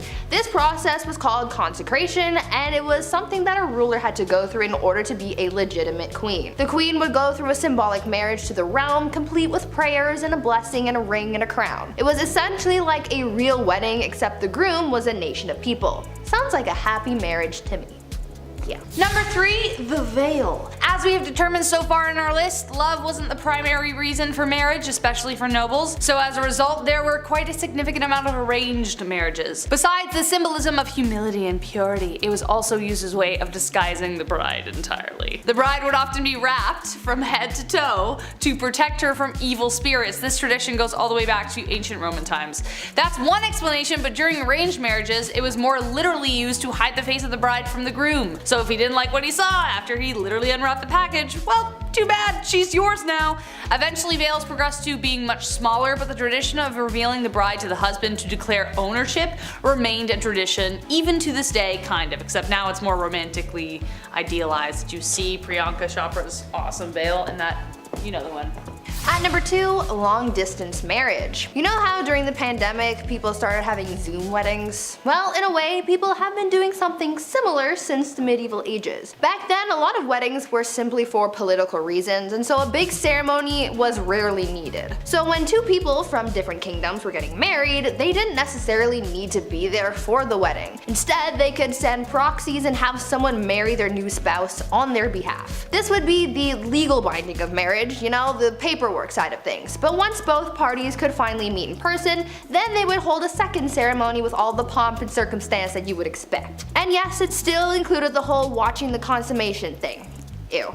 This proxy marriage actually happened to Marie Antoinette, and her brother was her proxy until she could get to the formal ceremony. So now we know that even back then, you didn't have to show up on time to your own wedding, and you could just get someone else to do it. Sounds a little cold to me, but like I've said before, love is dead and it died a long time ago. Mic drop, thank you. Number 1, last but not least, and this is the most messed up, the Lord's Right. This one is definitely the most messed up tradition, and I don't even know how it was justified in the first place. Like, why was it even in place? Someone clearly made this happen so they could piss people off. The last thing anyone wants at their wedding is someone interfering with the wedding night. As we know, people for the most part had to observe the ceremony, but the Lord's Right was something even more horrific. The droit de seigneur was a feudal right that existed in medieval Europe that gave the lord of the land the right to sleep with the bride on the first night of the marriage. That's right, so most often they would take the bride's virginity. Now, just how often this right was carried through is debated, but if your lord had a particular vendetta against you, it wouldn't be surprising. This right could also extend to a lord taking the virginity of every woman in the village, even if they didn't want to get married. It was ridiculous. However, late Middle Age and Renaissance era texts don't clearly determine whether this practice ever occurred. Texts from 15th century Switzerland references the Lord of Mar demanding the right of the first night or a hefty fee. So either you pay for it or I do it. The droit de seigneur was depicted in Mel Gibson's Braveheart, which added to the infamy of the idea, but no physical evidence determines whether any lord actually did it, but it did technically exist. Gross. Kicking off the list at number 10.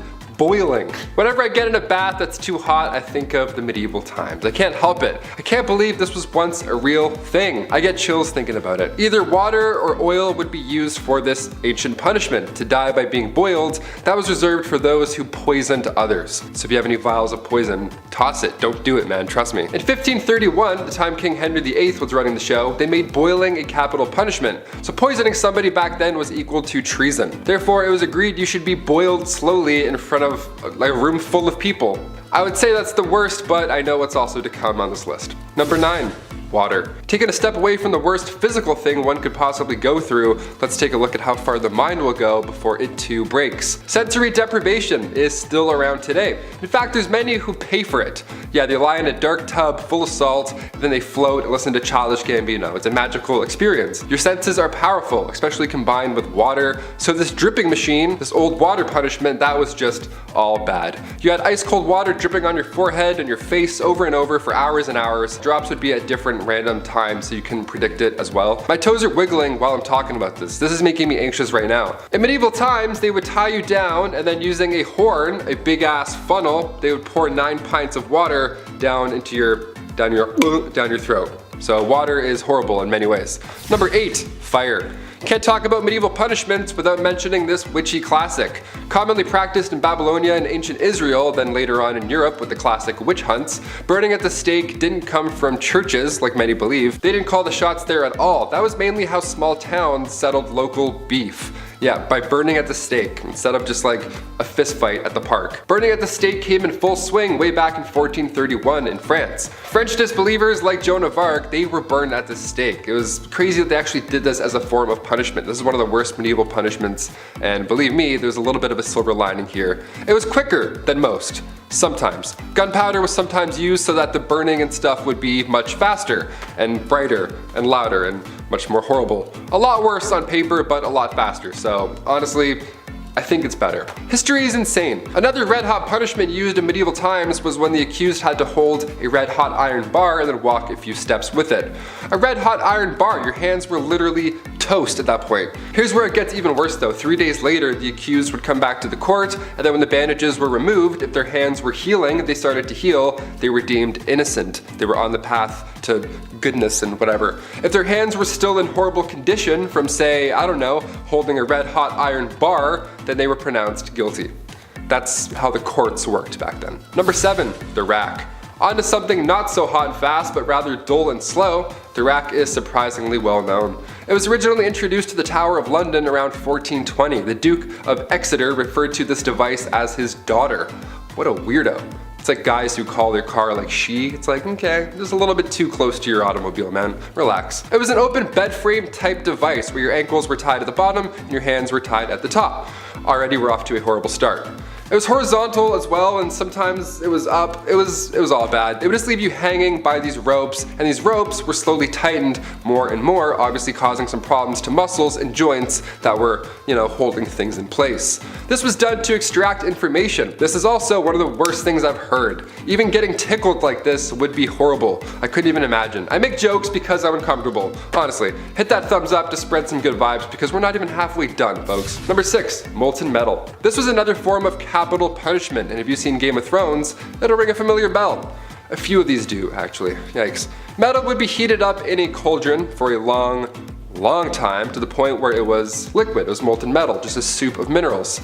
Look, we said this video wasn't for the faint-hearted, and here at Bumblebee, we like to keep that promise.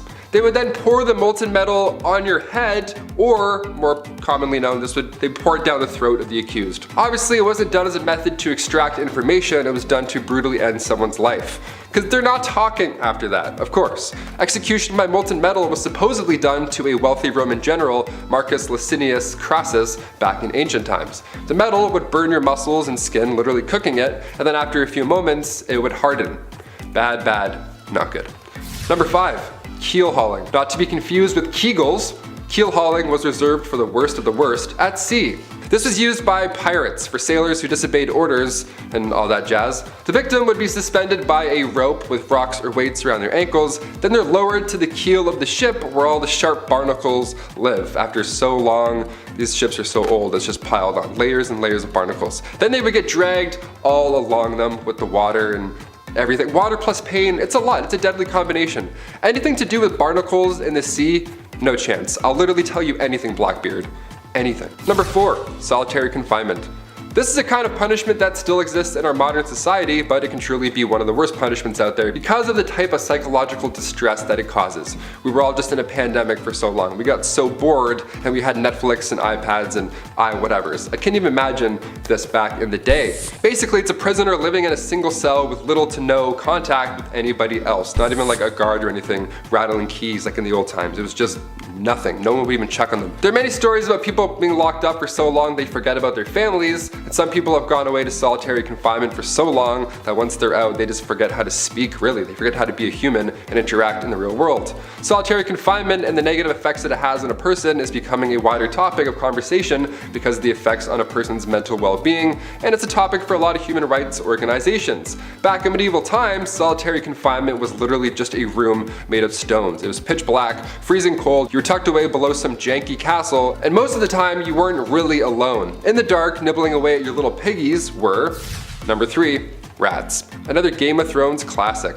If you're a rat person, I know there's a lot of people who do tricks with their pet rat. That's cool, but maybe cover Stuart Little's eyes for this one. Rats as a medieval punishment, where do I even start? Okay, this one was a punishment for the rats at the same time. What was once called a rat trap involved a man or woman being tied down to something, and then a metal enclosure would be strapped down to their chest or their stomach. Now inside this metal enclosure, there's rats, which are also just loose walking around, and the person can feel them, the little feet walking around in their skin. And this is when the person instilling the punishment begins heating the other end of the metal enclosure.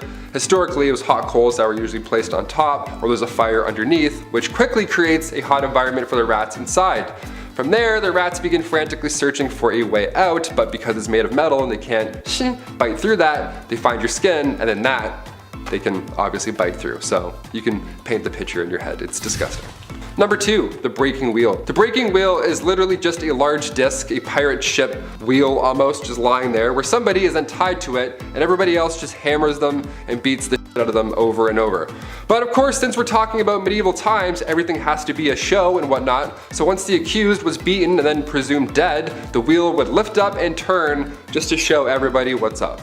Another way to use the breaking wheel, yep, there was more than one, again, creative folks back then, they would tie a person to the wheel and then continue to rotate it, and then all the ropes below would get tighter and tighter and twist. Kind of like the rack, but with a literal twist. And finally coming in at number 1, the brazen bull. This one takes the rat's problem and then makes it a you problem.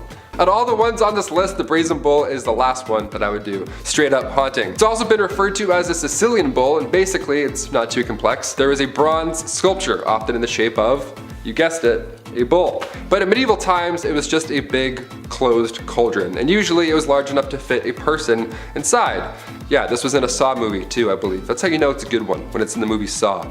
So once the person was locked inside or it was leaned over so they couldn't get out, a fire would then be set underneath this bull, and then you can probably figure out the rest in your head. They would even engineer the bull so that when somebody screamed, it sounded like a bull's roar. How fun is that? How fun is history? I'm learning so much about history that's fun on Bumblebee. Number 10, Gucci to the socks. Mansa Musa may be the richest human to have ever walked planet Earth. The 9th emperor of the Mali Empire made his massive fortune by exploiting his country's salt and gold production. It is estimated his wealth today would be worth $400 billion US. That is a lot of money.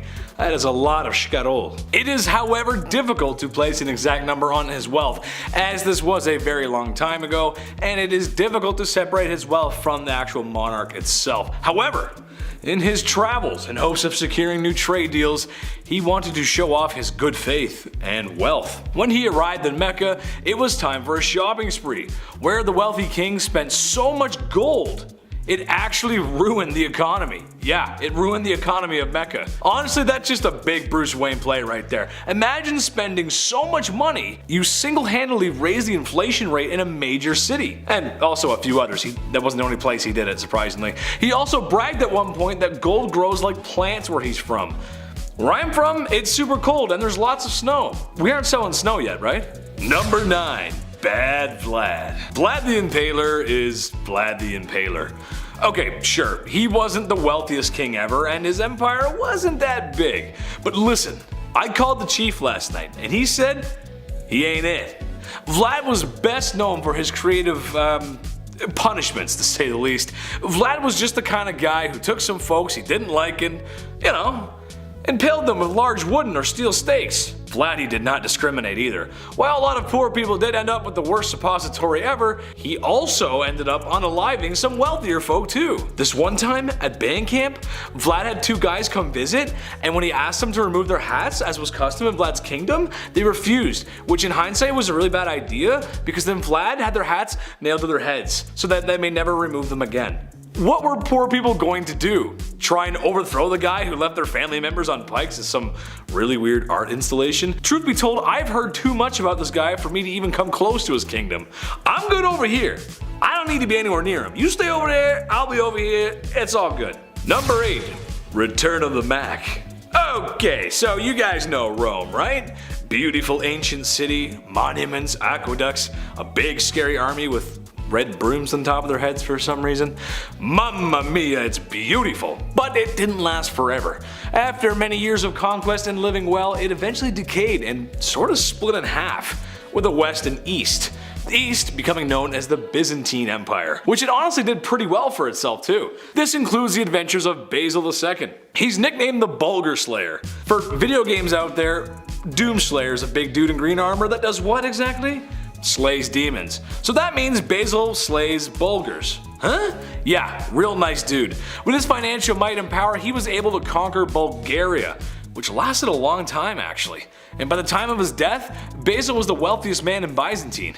A classic tale of a man in charge exploiting and pillaging those less fortunate. Number 7. Off with his belly. King Henry VIII was a guy known for a few shady things. Removing your wife's head because you want a new wife isn't exactly the nicest way to go about divorce. I could think of some nasty other stuff too.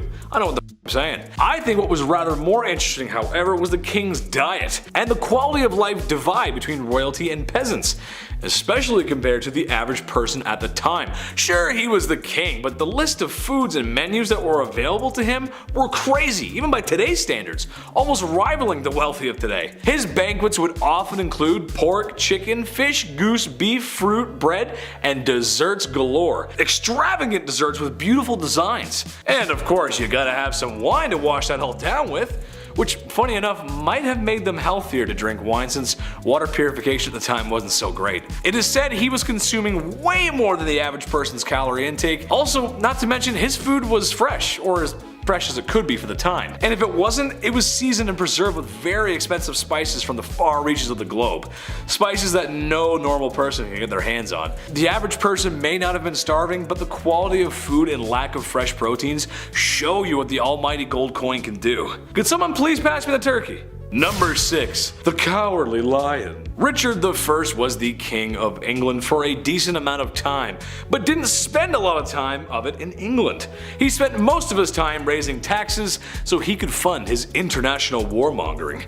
After all, that's kind of what history is about. History doesn't usually remember the times we were super friendly and got along. Which brings us to the Crusades! After recapturing Acre in 1191, his enemy Saladin was considering options of what to do next, and also considering prisoner swaps, which actually was common for the time. Sadly, Saladin may have been taken too long, or may have been planning a retake of the city, because Richard had waited too long. Not sure what Saladin was up to, he took prisoners from Acre who were poor civilians and soldiers up onto a nearby hill in full view of Saladin and slaughtered 3,000 people. He's remembered for being Richard the Lionheart for his bravery. All I'm saying is that it's not very brave to kill innocent poor civilians. War is hell, I guess. Number 5. Nothing is true. Everything is permitted. The Medici family didn't exactly live around the medieval times, but fairly close. That being said, the family is something similar to the Kardashians of today. No, not a hit reality show based around wealthy women who sit around their mansion all day looking for a good verbal argument. No, but rather a well-known family who had extreme wealth and as time went on gained a lot more wealth and power. The Medici got their wealth by being successful bankers. And when you got money, you got power. And they owned a lot of property and had clients in multiple cities. Some family members would later become royalty like Catherine de' Medici, and even more powerful by some family members becoming next to the Lord himself as the Pope. Which, if you're into that sort of thing, you would know how serious that position really is.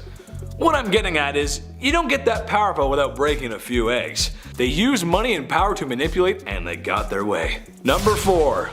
Diaper Sniper. Alright, This one's messed up, but that's just how things were. Marriage is a beautiful matrimony between two loving people that has a harmonious, lasting lifetime. Tell that to people in divorce court and see where that gets you. While we may marry for love today, things were a little bit different back in ye olde times. Marriage was oftentimes a business opportunity or a peace treaty of sorts, and other versions of marriage would have you on a certain Dateline show with Chris Hansen. I'm talking about girls getting married at the old refined age of 12. Yuck. It's just how it was. At the time, that was considered the age of maturity, but I mean, if you only live until you're 35, it kinda makes sense, I guess. While most of these cases are from poor people, at the end of the day, they were women and simply could not own business and property that men could. So it's in the best interest that a wealthy man marries a poor girl. Gotta do what you gotta do, I guess. Number 3, dyslexia for cure found. I don't know about you guys, but sometimes reading can be really hard. You've seen my blooper reel. I mean, I went to school, I got my grade 10, and that's really cool. Maybe soon I'll be able to go to college and get my PFD. But I wasn't a big fan of school, I just like to hang out with my friends. But then again, I did have the opportunity to attend school. The same cannot be said for poor peasants in the medieval age. Some wealthy kings would go as far as to ban the serfs from learning to read. Wouldn't want your population to be too smart, they might overthrow you after all. And sorry ladies, that means you aren't going either. Schools were boys clubs, no girls allowed. The richest of families could have their son sent off to be a squire and eventually enter knightship for their royal throne. But this was for the very rich. I can't help but think that I would look good in all that metal armor though. Give me a sword, a shield, noble steed. Assuming the wealthy would let me go to school. Please sir, could I learn to read? Number 2. Do you require a bowel movement, sir? Kings will be kings, and sometimes they do some things that shouldn't be things. Meet the royal groom of the stool, a man who must follow the king around with a ye olde porta potty, or really just a bowl, where he would be ready to assist the royal in a release of his bowels.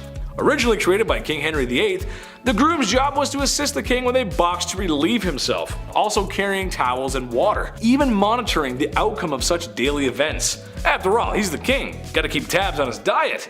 It's also rumored that the kings may have even required assistance in hygiene after the fact. Which, I mean, come on, I know we all need help sometimes, but that's a tad much.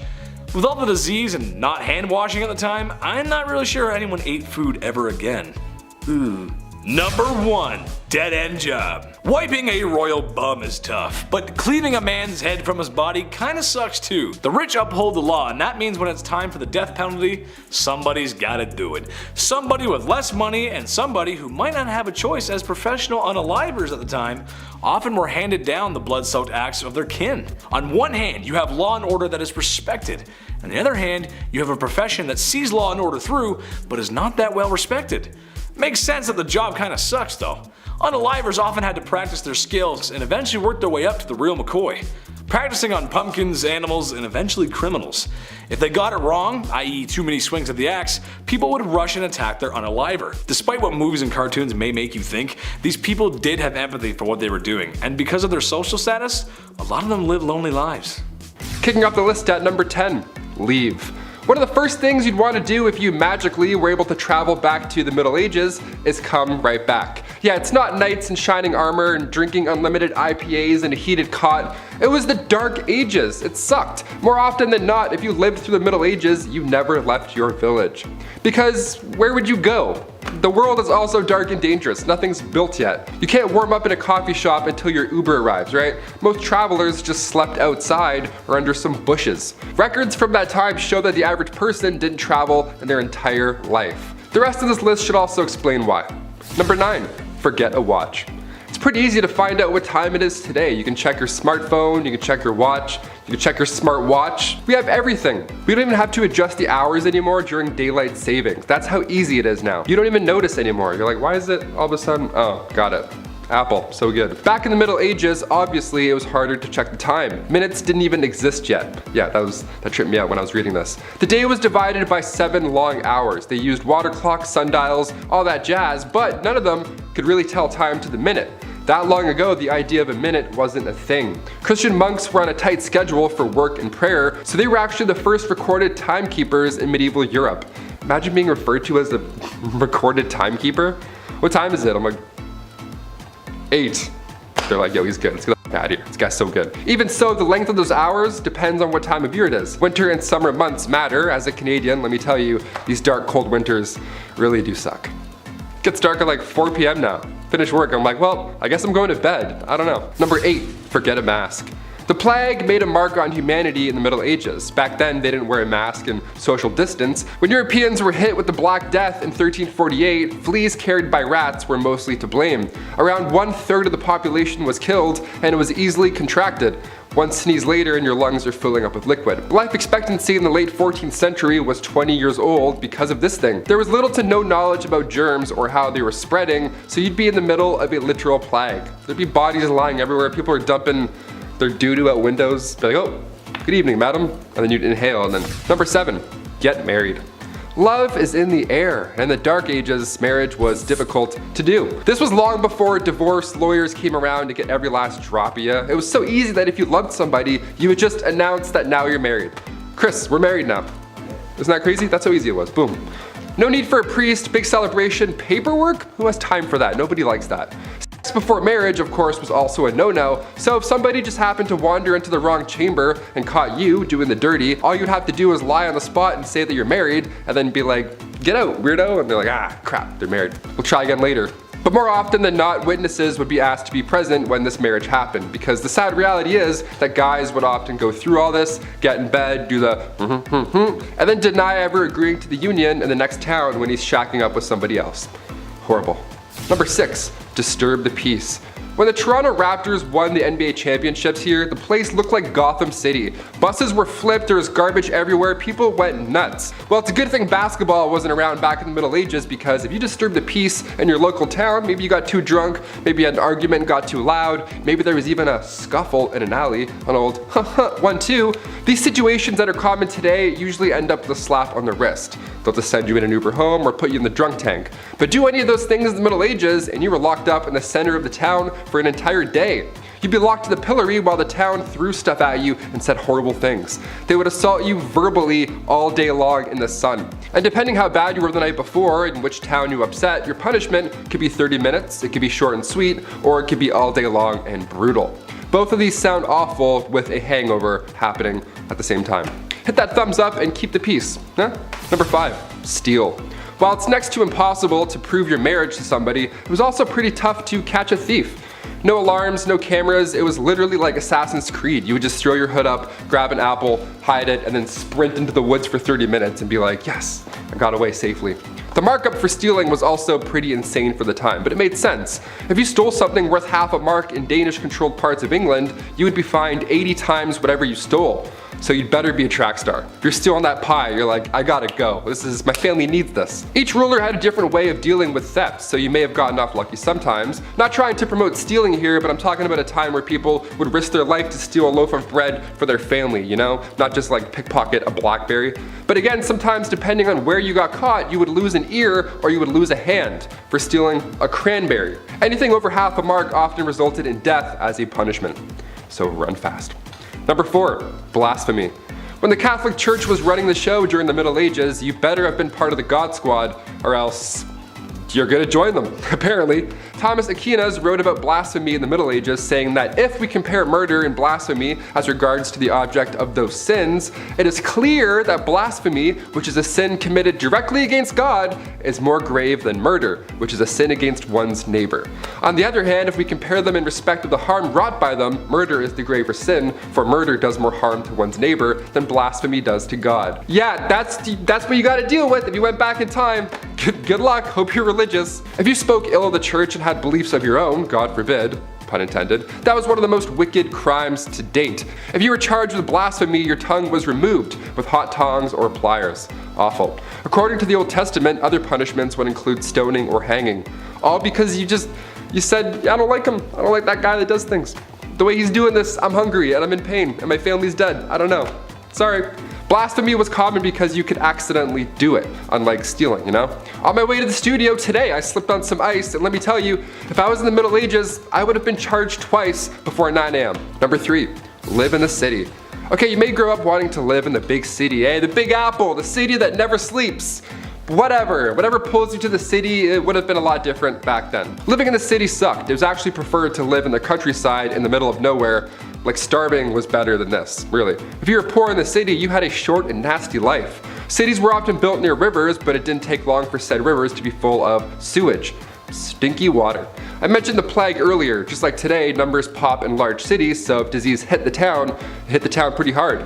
Just constantly wiping out these packed crowds over and over. And maybe you're a fan of the nightlife. Maybe you wish you were able to hit up these local medieval taverns, have a ye old IPA, ale, whatever the hell. It wasn't even that fun. Curfews were strict, and if you were caught outside of that curfew, the odds of your drunk self getting robbed would be pretty high. Also, cities had public bathhouses too, which sounds nice, but again, during the Black Death, maybe let's not take a dip today. Let's just wait. Let's just wait a week. Number 2, wear stripes. On Wednesdays, we wear pink, but we never wear stripes. Medieval Europe, if you were caught wearing stripes, maybe you're trying to make a fashion statement, you could literally end up dead. There isn't a gang of mimes that will silently take you out if you wear their colors. No, stripes in medieval Europe was seen as the devil's clothing. There are accounts of real people getting arrested for wearing stripes. That's it. Where and when this began, it's hard to pinpoint, but in 1310, in the French town of Rouen, a cobbler was sentenced to death because he decided to wear stripes that day. It was a big deal though. It wasn't a law that changed depending on what town you're in. It was bigger than that. In 1295, Pope Boniface VIII banned religious orders from wearing any type of striped clothing. So it wasn't like, oh, this town's cool, you can wear stripes here. It's like, no, you're the devil. Bye. And finally, number 1. Witchcraft. Whenever we think back to the Middle Ages, it's hard to forget that we once would accuse others of being a witch. It's like 5 plus 5, I think that's 10. We're like, how did you know that? You're a witch. You're definitely a witch. They would accuse animals of witchcraft, wizardry. No better sous chef than a golden retriever, just mixing up some potions. To be fair, Air Bud played like 9 different sports, so I don't completely disagree on that thought. But cats? What's a cat doing with a cauldron? On the official list of victims from the Salem witch trials, 2 cats were accused as well as 2 dogs. If their pet was behaving strangely, it must mean that they're working with witches in the middle of the night. Nothing to do with the poisoned rye just all over the floor. It's for sure part-time witch. Villagers believe that witches traveled at night not by broom but by riding on the back of your furry friend. And it also wasn't just dogs or cats. They thought witches rode pigs, wolves, dogs, even turtles. Imagine a witch riding a turtle. I'd be like, I'm good, I'll beat you there. Even so, if you were convicted of being a witch, you had to confess. If you confessed to being a witch, your life was spared, and oddly enough, if you refused to confess, then you were executed. In the meantime though, being a witch and all, your head was being dunked in water, you were sleep deprived, these horrible torture methods were used until you were so broken that eventually you just admit to being a witch. You're like, fine, me and Air Bud, we witch it up, happy, and then you're fine. If you were suspected of witchcraft, you also had to get naked in front of all these creeps while they looked for the devil's mark. The devil's mark being a birthmark or a mole or freckle, blemish on the skin, whatever. All signs of making deals with the devil, apparently. This thing I would have gone to jail for sure for this one. I would have been dead for this, that's huge. Number 10, farming. In a world with a lack of food, not because I ate it all, which is honestly a good reason, peasantry had to work on their farms, not only to feed the rich, but also themselves. So if the men in your household are ill or sick, then that means it's Rivet Rosie time, or Farming Fran time, whatever you want to call it. I don't need to tell any farmer out there how tough their job can be. Being a medieval woman farmer, that's tough. Also, they probably weren't allowed to wear clothing that was more suitable for plowing fields. And of course, there's a woman trying to do a man's job. How dare she? People just should have let them be. There's a good chance the crops wouldn't make it either. A green thumb would have come in very handy. A tough job nonetheless. Number 9, Beer Maiden. This one goes out to any woman who's ever had the pleasure of working at a certain restaurant that's fixated on women's chests. You know the one I'm talking about. Or any woman who had the absolute pleasure of working at a golf course clubhouse. Keep your mitts to yourself, you filthy animals. I can't imagine the bar maidens of ye olde times had better luck. There really aren't a lot of laws to protect them either. But basically, they helped serve ale in the taverns and inns, which brought in all kinds of unsavory types. Mind you, it's not as bad as it would be in Skyrim or, other fantasy RPGs, but it's still a sour bunch. Sometimes there were just barrels of ale and the maiden's job was to simply just keep filling the tankards and handing them out. I'm sure she was well respected and not even once ever had her personal space infringed upon, right? Of course not, no. Number 8, caring for children. Hey, someone had to do it. A woman's job is never done. At least that's what my mom, my aunt, my grandma, and pretty much every woman I've ever known has always said. Okay, sure, I was a little bit of a handful. I was loud and energetic and I loved to talk. Teachers always said I was a distraction in class. Alright, maybe I was, and maybe I still am. Okay, I am. But at least the women caring for me had the modern amenities of the 21st century. A fridge full of fresh food, washing machines, cars, and a solid structure with 4 walls. So you can imagine if you had to deal with a kid like me back in ye olde times, just with none of the nice stuff that makes life today a lot of fun. Ye olde Chetty running amok. Oh mother! Number 7, the streets. Unusual to most, but very common to women of ye olde times. When you're a woman who's got nothing, sometimes you gotta give something. That something just so happens to be what's hiding in your pants. It's a profession that's as old as time, and it will not be going anywhere anytime soon. Women work the streets. I don't think that's anything to be ashamed of. Number 6, Joan of Arc. It doesn't get more unusual than the savior of France. England and France were having a go at it, if you will, which if you know history was like round 12 of 100. Anyway, it wasn't going too well for France. It was going rather poor actually. The same kind of poor I got on my report cards under the paying attention section. Oops. Then there was Joan, really a nobody, when one day she heard the voice from a higher power that she was to drive the English out of France. Naturally, the people around her, especially the men, scoffed at the thought of a young woman being the hero they needed. But given that they had nothing to lose, suited her up and sent her out. Plot twist, she did very well, like crazy good. The Battle of Ordeal proving her grit. The English were so confused and disgruntled by a young peasant girl defeating their armies, they thought it was only proof of one thing, that she wasn't a sign of God, but rather a sign of the devil. How dare a woman beat us that's man stuff, you can't do that. Number 5. Queen. It is unusual. Most people didn't get to be royal. I mean, think about it, seriously.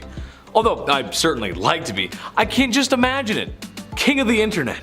King of the black hoodie, nice, or king of the Chinese buffet. My point is that while women in medieval times didn't get the respect that they deserved, and every girl does, queens just had it better, and that's unusual. The queen might not have been as well respected as the king, but compared to the peasantry, she was fed, had 4 walls around her that didn't leak or wind would, seep through or blow down, and wasn't working herself to the grave every day to provide for a king and queen that didn't think very much about them.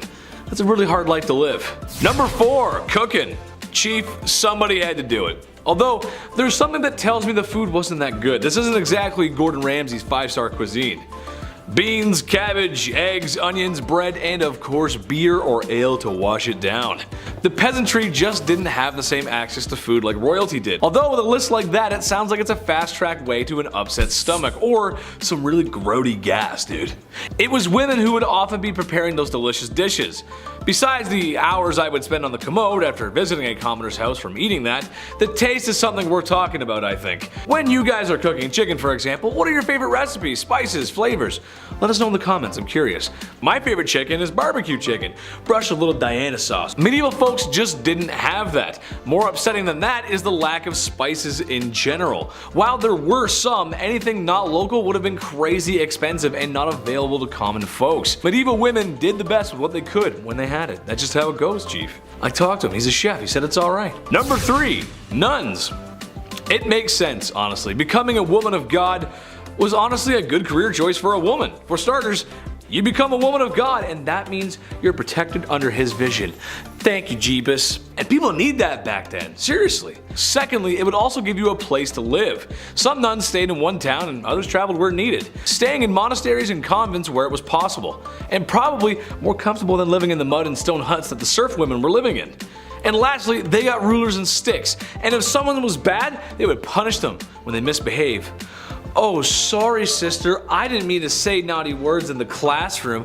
I guess you'll have to spank Chetty now, ooh. All jokes aside, this might have been one of the best things for a woman to be, besides royalty or marrying rich. It's just how the times went.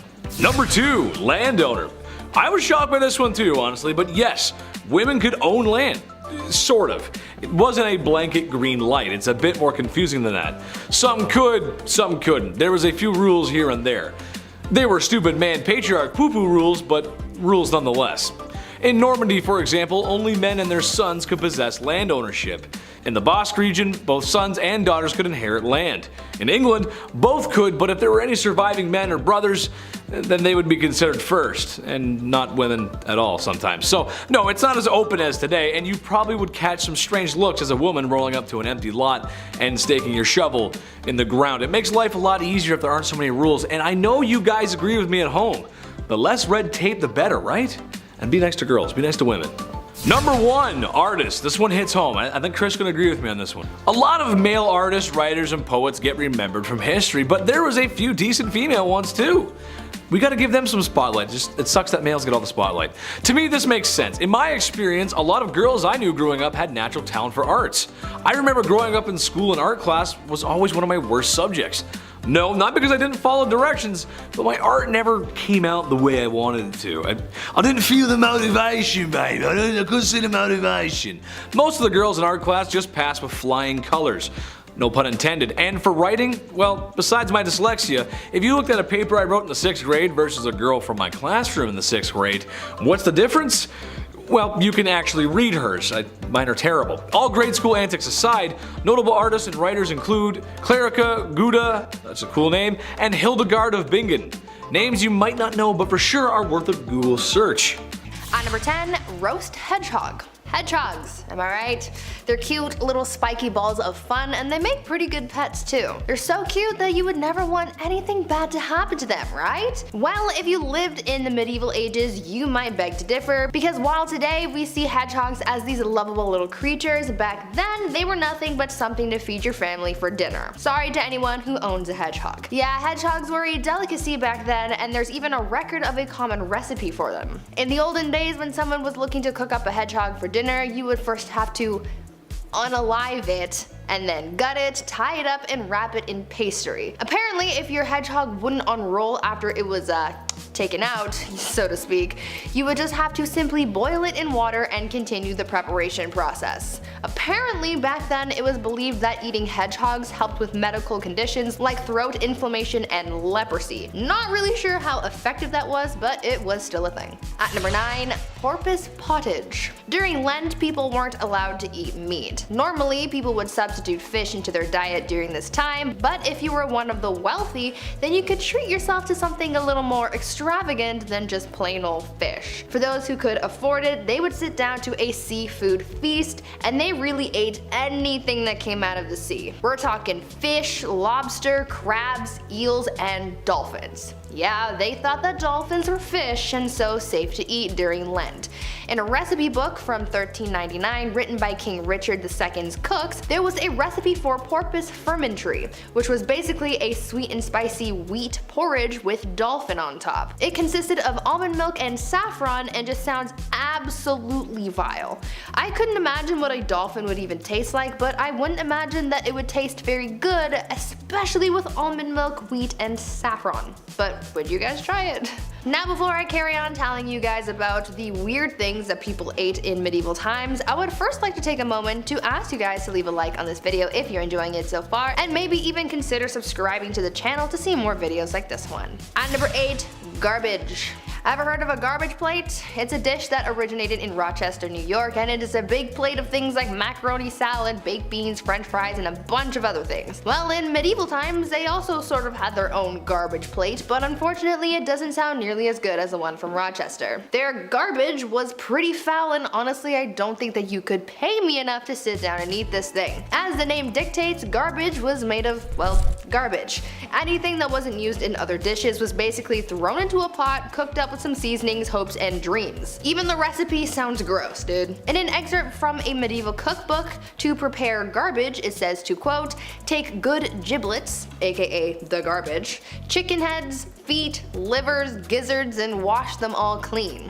Throw them into a nice pot and add fresh beef broth, powdered pepper, cinnamon, cloves, mace, parsley, and sage chopped small. Then take bread, steep it in the same broth, Draw through a strainer, add and let it boil till done. Add powdered ginger, verjuice, which was sour grape or apple juice, salt, and a little saffron, and serve it forth. End quote. Yeah, I think I'm gonna pass on that one, thank you. At number 7, cockentrice. When living in medieval times, people had to be very creative when it came to cooking. You had to create flavors with limited resources while also trying to dodge the risk of poisoning people if you're not careful, but this next dish pushed the boundaries of culinary art so much that Gordon Ramsay would have to call every chef who made this an idiot sandwich. Back in medieval times, some chefs would prepare a dish called cockentrice, and it was kind of a monstrosity. This imaginative dish was made by combining a pig and a chicken into some kind of revolutionary Frankenstein's monster. Essentially, this dish was made by cooking a pig and a chicken, and then the chef would cut both animals in half and then attach the front half of a pig to the rear half of a chicken. Then it would be stuffed and roasted on a spit, glazed in egg yolks and saffron, and topped with a gold leaf before being served to an elite like a king or queen. There was also an alternative version of this dish where instead of having the two halves of the animal mashed together, it would instead have the chicken riding the pig, and some chefs would even adorn the chicken with a knight's helmet for some extra pizzazz. Not sure why this was invented, but it certainly is creative to say the least. At number 6, roasted cat. We started off this list talking about one common household pet that was traditionally eaten in medieval times, but now we have another, so for anyone who has a feline friend, you might want to skip this part. Roasted cat was yet another bizarre food that was eaten back in the olden days, and I can't really say I'm all that surprised. I mean, they were eating hedgehogs, dolphins, and garbage, so I wouldn't put it past them to take a bite out of Garfield too. Roasted cat was a pretty straightforward dish. They would just marinate it and roast it like they would any other kind of animal, but what makes this dish strange, other than the fact that it's a cat, was the way that it was prepared, and the superstition behind it. Cats already have a lot of superstition behind them, so it makes sense that in medieval times they believed all sorts of things about felines, but when it came to cooking them, it was believed that cutting the head off before cooking it was a vital step because, quote, "It is not for eating, for they say that eating the brains will cause him who eats them to lose his senses and judgment." End quote. So yeah, don't go eating cat brains, I guess. At number 5, beavers. Remember a little while ago when I mentioned the medieval practices of Lent and how they ate dolphins because they thought they were fish? Well, we have another animal that is most definitely not a fish, but medieval people believed that it was. Beavers. Yeah, beavers. They thought that because beavers were such good swimmers that they just had to be some kind of fish and were therefore suitable to eat during Lent. Originally, it was just the tail of the beaver that was suitable for Lent because it was considered cold, but later on they figured that the whole animal was good to eat because, again, they thought it was a fish. I can't really see how they looked at this furry animal and thought to themselves, ah yes, a fine sea-dwelling fish. But hey, these people believed in witches, unicorns, and regularly put animals like pigs and donkeys on trial, so there you go. At number 4, singing chicken. Continuing on with another insanely weird food from the medieval age, we have one that was pretty dangerous to eat, though the people who lived back then probably didn't know it was so unsafe. Back then, some chefs would prepare a pretty theatrical dish and called it singing chicken. Man, the things that they did to these poor chickens. Anyways, singing chicken was prepared by taking the chicken's neck and tying it with quicksilver and sulfur, and when the bird was heated, it made a sound like it was singing. Why this was necessary? Who the heck knows? There were other versions of these kinds of theatrical meals as well, where swans, pigs, and even fish were made to look like it was breathing fire. Chefs would soak cotton in alcohol and place it inside the animal, and when it was time to serve, they would light the cotton on fire and make the food look like it was some kind of dragon. At number 3, roasted swan. A lot of people see swans as beautiful creatures. I mean, I see them as deceptive geese because even though they are pretty, they will still attack you and eat your young, but I digress. Though swans are a lot of people's favorite animals, in medieval times, swans were more so people's favorite food. Yeah, even the swans weren't safe from being devoured. Now, some of you might think, oh, well, since it's a bird, it's probably prepared in a normal way. And to those people, I say, have you been paying attention at all? Nothing was normal back then, and of course they had to make things weird. There were 2 ways of preparing a swan: the weird way and the strange way. The first way of preparing the swan was to mince the entrails of a boiled swan with bread, ginger, and blood, and then mix it with vinegar. Yum. And the second way was to cut the bird open, remove its skin, roast it on a spit, and then reclothe it with its skin and feathers and present it to eager guests. Sounds absolutely horrible. At number 2, lamprey. Imagine this: a gross, slithery eel with gray scaly skin and a suction cup-like face full of tiny sharp teeth.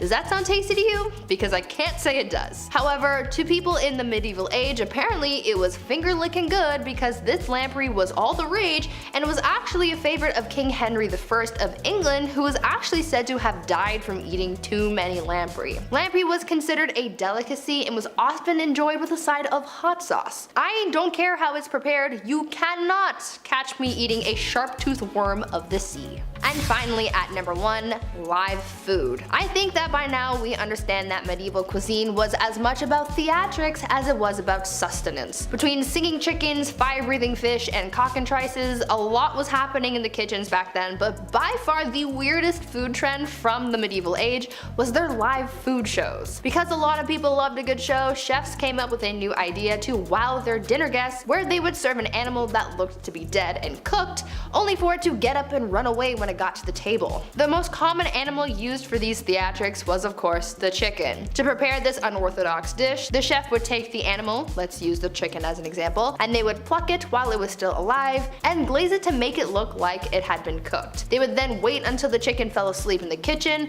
and bring it out on a platter. However, just as the chicken was about to be carved up and served, it would wake up and run down the table, creating a chaotic dinner. Another common live food that would be served was frog pie. Chefs would put frogs in a pie, and then when the top of the pie was cut open, the frogs would jump out and startle the dinner guests. Now how's that for dinner and a show? Number 10, property. It should be no surprise to anyone watching this today, but women's rights and the treatment of women was not everyone's priority in the medieval ages.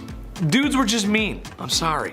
Where did it all stem from? I'm not sure. I'm just a guy with blue eyes, and sometimes I say funny stuff. But what I do know is that women were treated more like men's property, which is that sucks. That's gross. No one likes that. Which they are not, thank you very much. Sometimes women were traded like currency for livestock animals, land, and just business dealings in general, because women didn't have a say in the matter. Like, I'll give you 2 goats for my daughter. Here you go, dude. Which is just, that's not a fair deal, dude. That's not a trade, man. Not a trade. Number 9, promising young woman. Remember when I said if I talk about medieval times, I was gonna bring this up? It's a classic, a medieval staple. Couldn't talk about medieval times without it, really.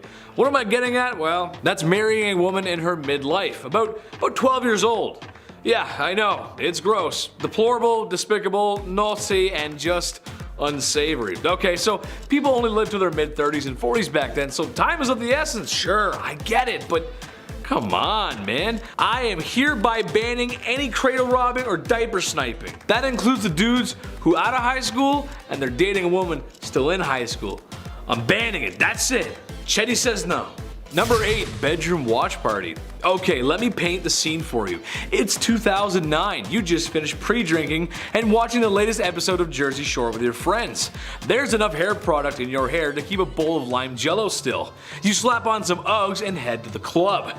You meet someone who's cute AF. Maybe it's the tequila, maybe it's the apple bottom jeans, but you want to come home with this person. Instead of making it to your bedroom, a bathroom nightclub is now your domain for love. People walk by and witness your actions, but you do not care because this is your life and it's 2009 and you can do whatever you want. Okay, so that, but medieval times. Yeah, it's not a nightclub, but people would just come into your bedroom to witness that you went through with it on the marriage. Nobody wants that. That's just weird. That's not normal. Come on in. Me and my wife are about to... Come on in. Number 7. The Hunger Games. In the not so common case of a woman trying to divorce her husband because, you know, she's most likely not being treated very well and she's just not allowed to divorce and it's really just a messy time for women. How do you lose a woman? You forget to cherish her. Or you fight in combat to determine who wins the divorce.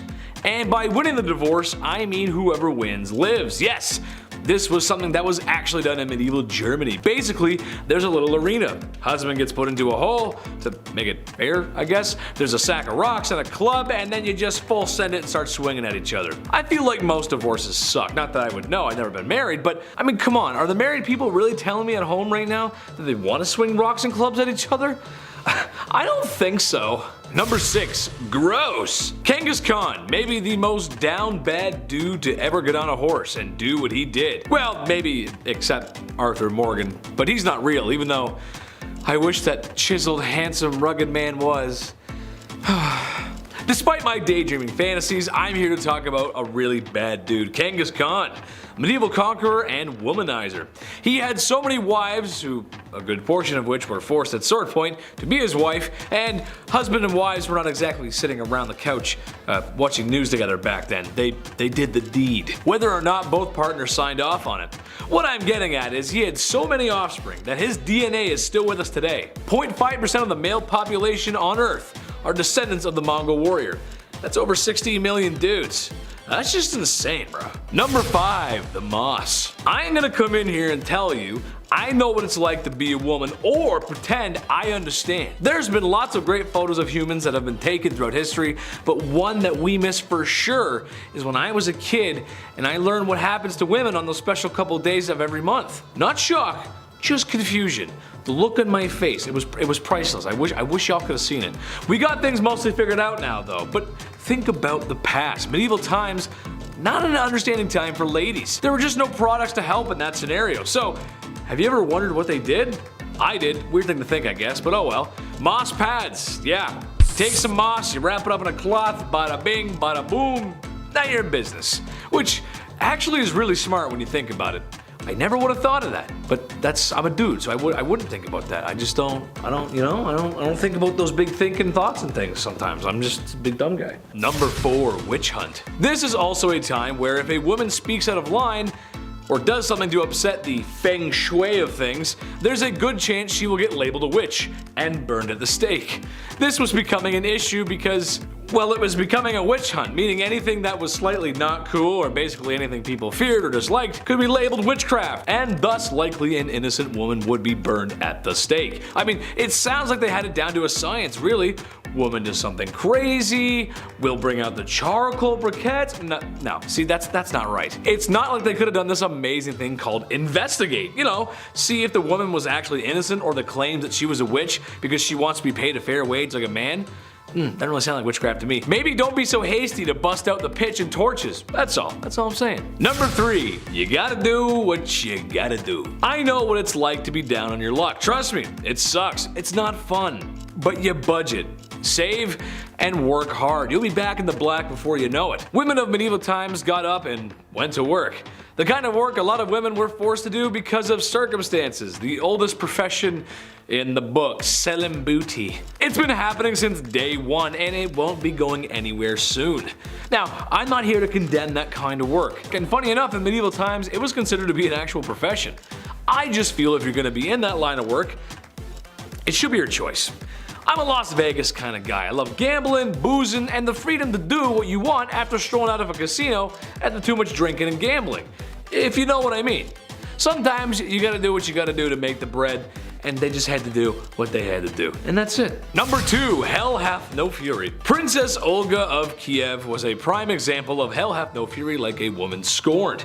Long story short, her husband was torn apart by trees. Some gruesome stuff. It was actually, if you look at it, it's not nice. So like the Sith on its worst behavior, she plotted her revenge. When 20 men she deemed were all responsible for her husband's passing were coming into town, she had a large ditch dug where they were buried alive. That is so heinous. I can't even. She then extended a welcome to more of the men responsible. When they arrived, she invited them to wash up in her bathhouse, where she had the doors locked and the place torched, like it was a witch hunt or something. Just had them cooked, just cooked them up. But I mean, they burn women, so why not? Why not cook some dudes? Okay. Number 1, honestly, who throws a shoe? If you've ever been to a wedding, then you've probably seen the bride throw a bouquet of flowers to waiting bridesmaids and other lucky ladies. Because the lady who catches the flowers is the next woman to be swept off her feet and to be married. Put a ring on it. Kind of ending on a wholesome note here, which is kind of nice, but it's still a little messed up. Hear me out. In medieval times, it wasn't flowers, it was shoes. At first, it doesn't seem so bad, right? Shoes. We'll throw some shoes around, why not? Besides, you know, the shoe being thrown too hard, you won't want to catch a loafer on the side of the head. That would hurt. I think we forget how filthy our shoes can be. I mean, they walk through everything. Dirt, mud, blood, and if you're in medieval times, having a good old-fashioned wedding in the village probably meant some manure. Eek. Well, I'm all about tradition, but maybe we could throw the flowers instead. They just smell better, and you know, there's less poop. At number 10, water carrier. These days, we have it so easy. We have the internet at our disposal to learn about pretty much anything, we have cars to get us from point A to point B, and all of our resources are close by. We get food from the grocery store and water from the taps in our houses. But back in the Middle Ages, things were a lot tougher for people, and they had to go through a lot just to get basic life necessities, like water for example. Getting water to people wasn't as easy as you might have thought, and so that's why getting water became a whole profession. In a medieval city, you lucked out depending on the area that you lived in. If you lived close to a river or stream, then you could get all the water you wanted and pretty easily too.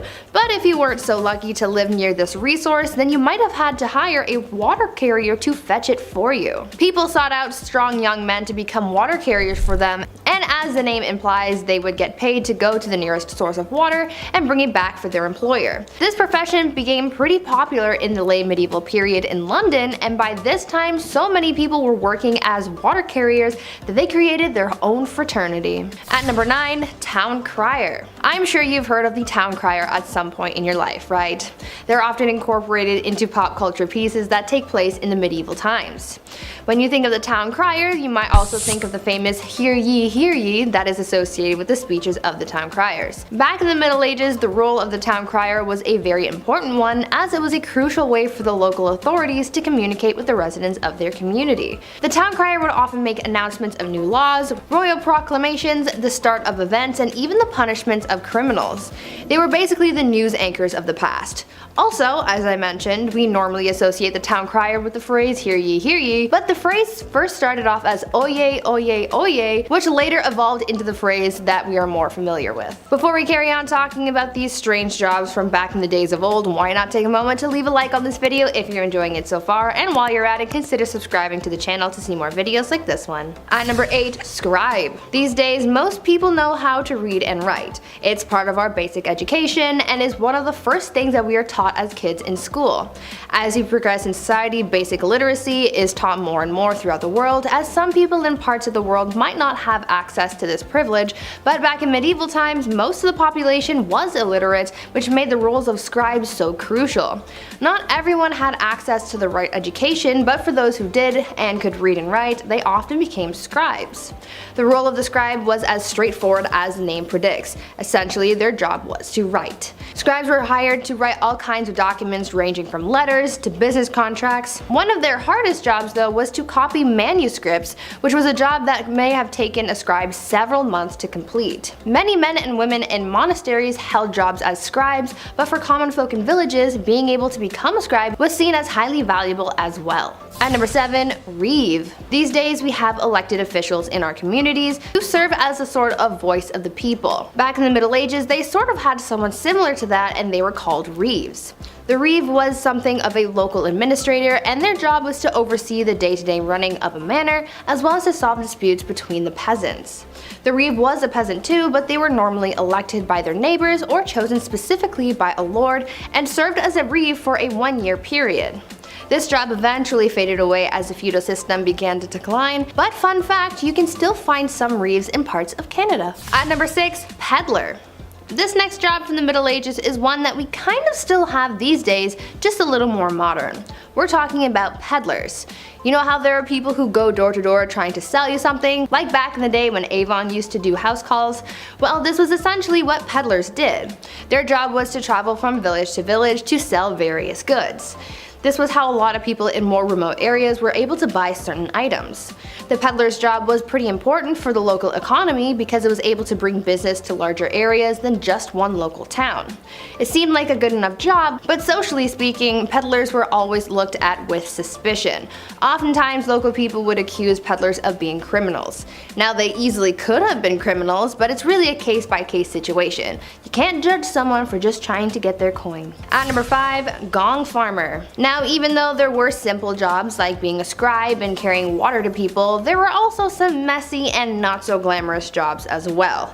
This next one I'm about to tell you about was definitely one of the worst jobs that you could have. See, there was a time before modern sewers and plumbing were a thing. This was a pretty icky time because rather than waste being disposed of in sewers, they were deposited into a privy or cesspit. Now, these things had to be cleaned out periodically, and guess what? There were people who were hired to do just that. The gong farmer was someone who was hired to maintain the cesspits, and so they would be given a large ladle and they would scoop out the waste and transport it away. Now I can only imagine how horrible that job would have been and how horrendous the smell would have been too. It sounds like an absolute nightmare, so I'm glad it's not a thing anymore. At number 4, galley rower. Now, as bad as it might have been to be a gong farmer in the Middle Ages, there was apparently a job that was much worse that people would do anything to get out of, and that was the galley rower. This was considered to be one of the most grueling jobs from the Middle Ages, and I can see why. These people would be tasked with working on a galley and rowing a ship along with a team of up to 1,000 other people. Apparently, people hated this job so much that they would try and avoid being picked to be a galley rower at all costs. Many people would join the priesthood in order to become exempt from becoming a galley rower. Usually this job would go to the poorest peasants and even slaves, as it became more and more difficult to find people for the job. That was one occupation that everyone agreed was the worst. At number 3, cupbearer. Now this is a job that I wish was still around. Not because it's a great job or anything, but I feel like it could have been cool to have my own personal cupbearer so I could feel like a queen, you know? The job of the cupbearer was pretty self-explanatory. Their whole occupation was to serve the monarch their drinks. Now I know I said I would have wanted a cupbearer so I could feel like a bougie queen, but the cupbearer's job was a little more important than just serving drinks.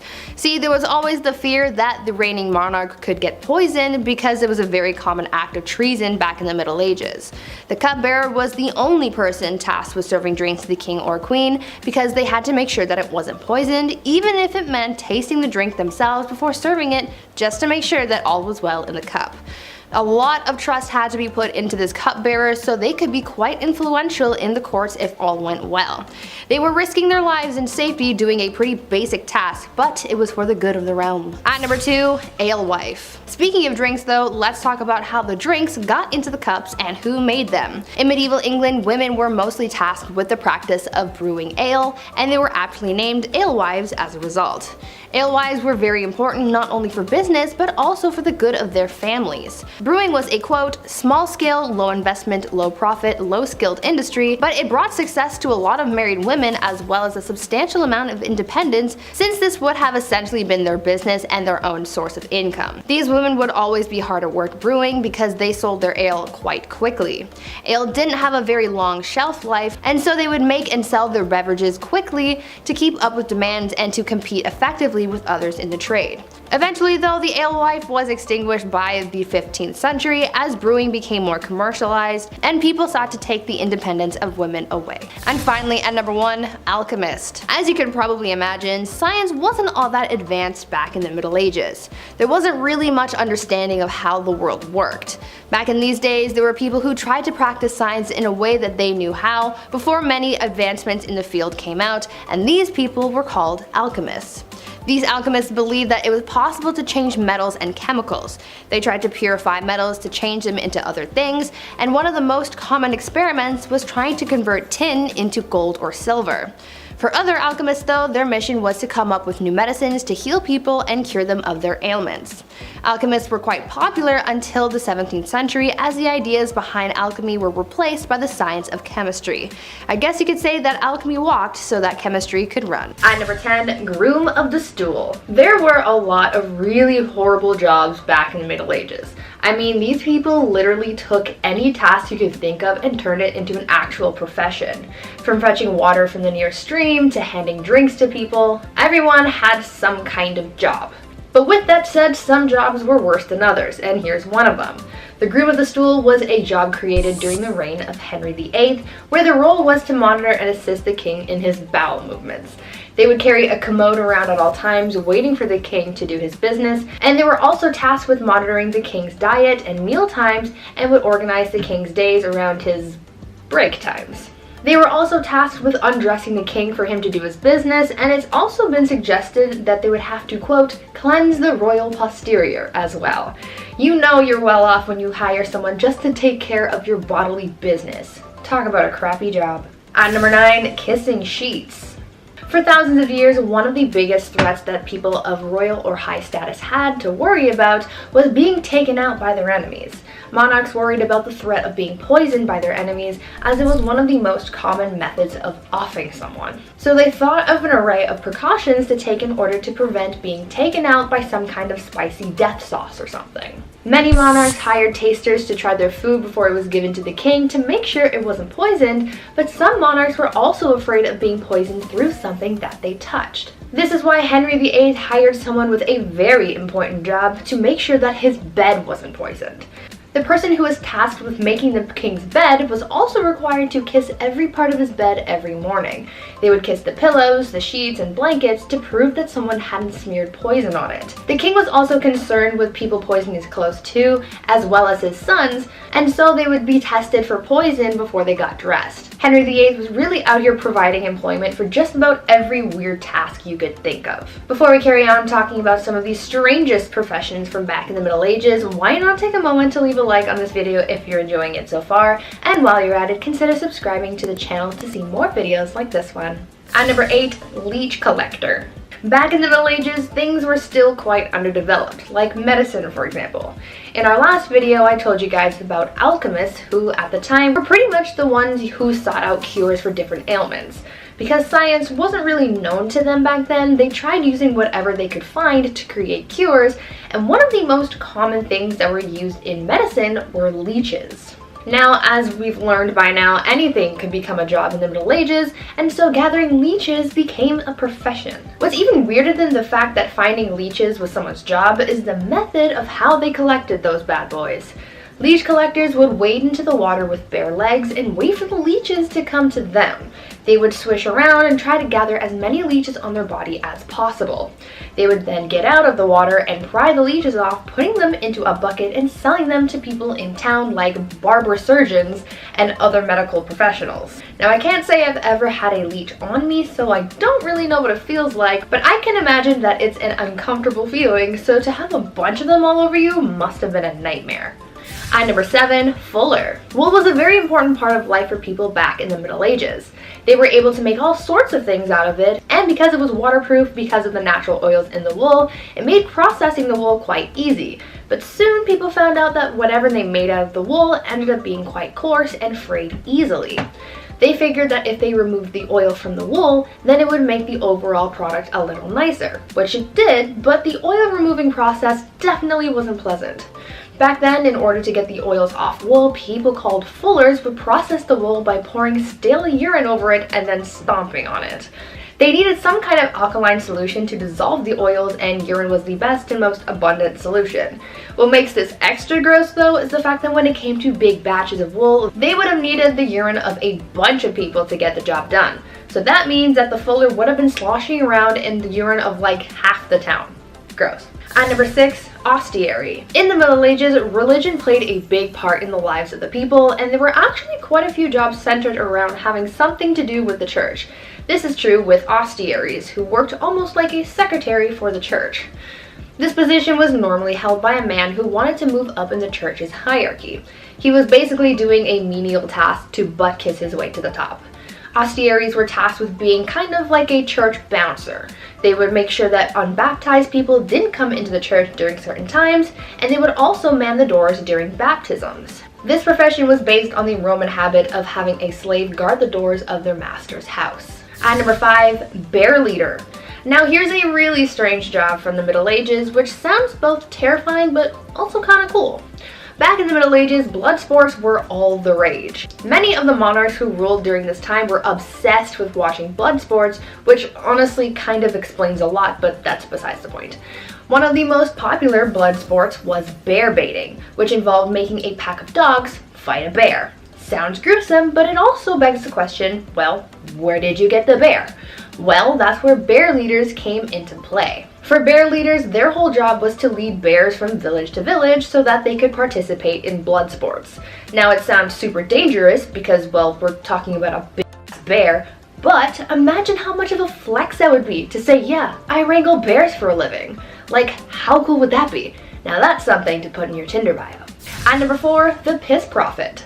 As we all know, medicine wasn't all that advanced in the Middle Ages. There were no actual doctors, and the people you would have visited if you were feeling unwell were the same people who doubled as barbers, so I don't know how accurate their medical diagnosis would be.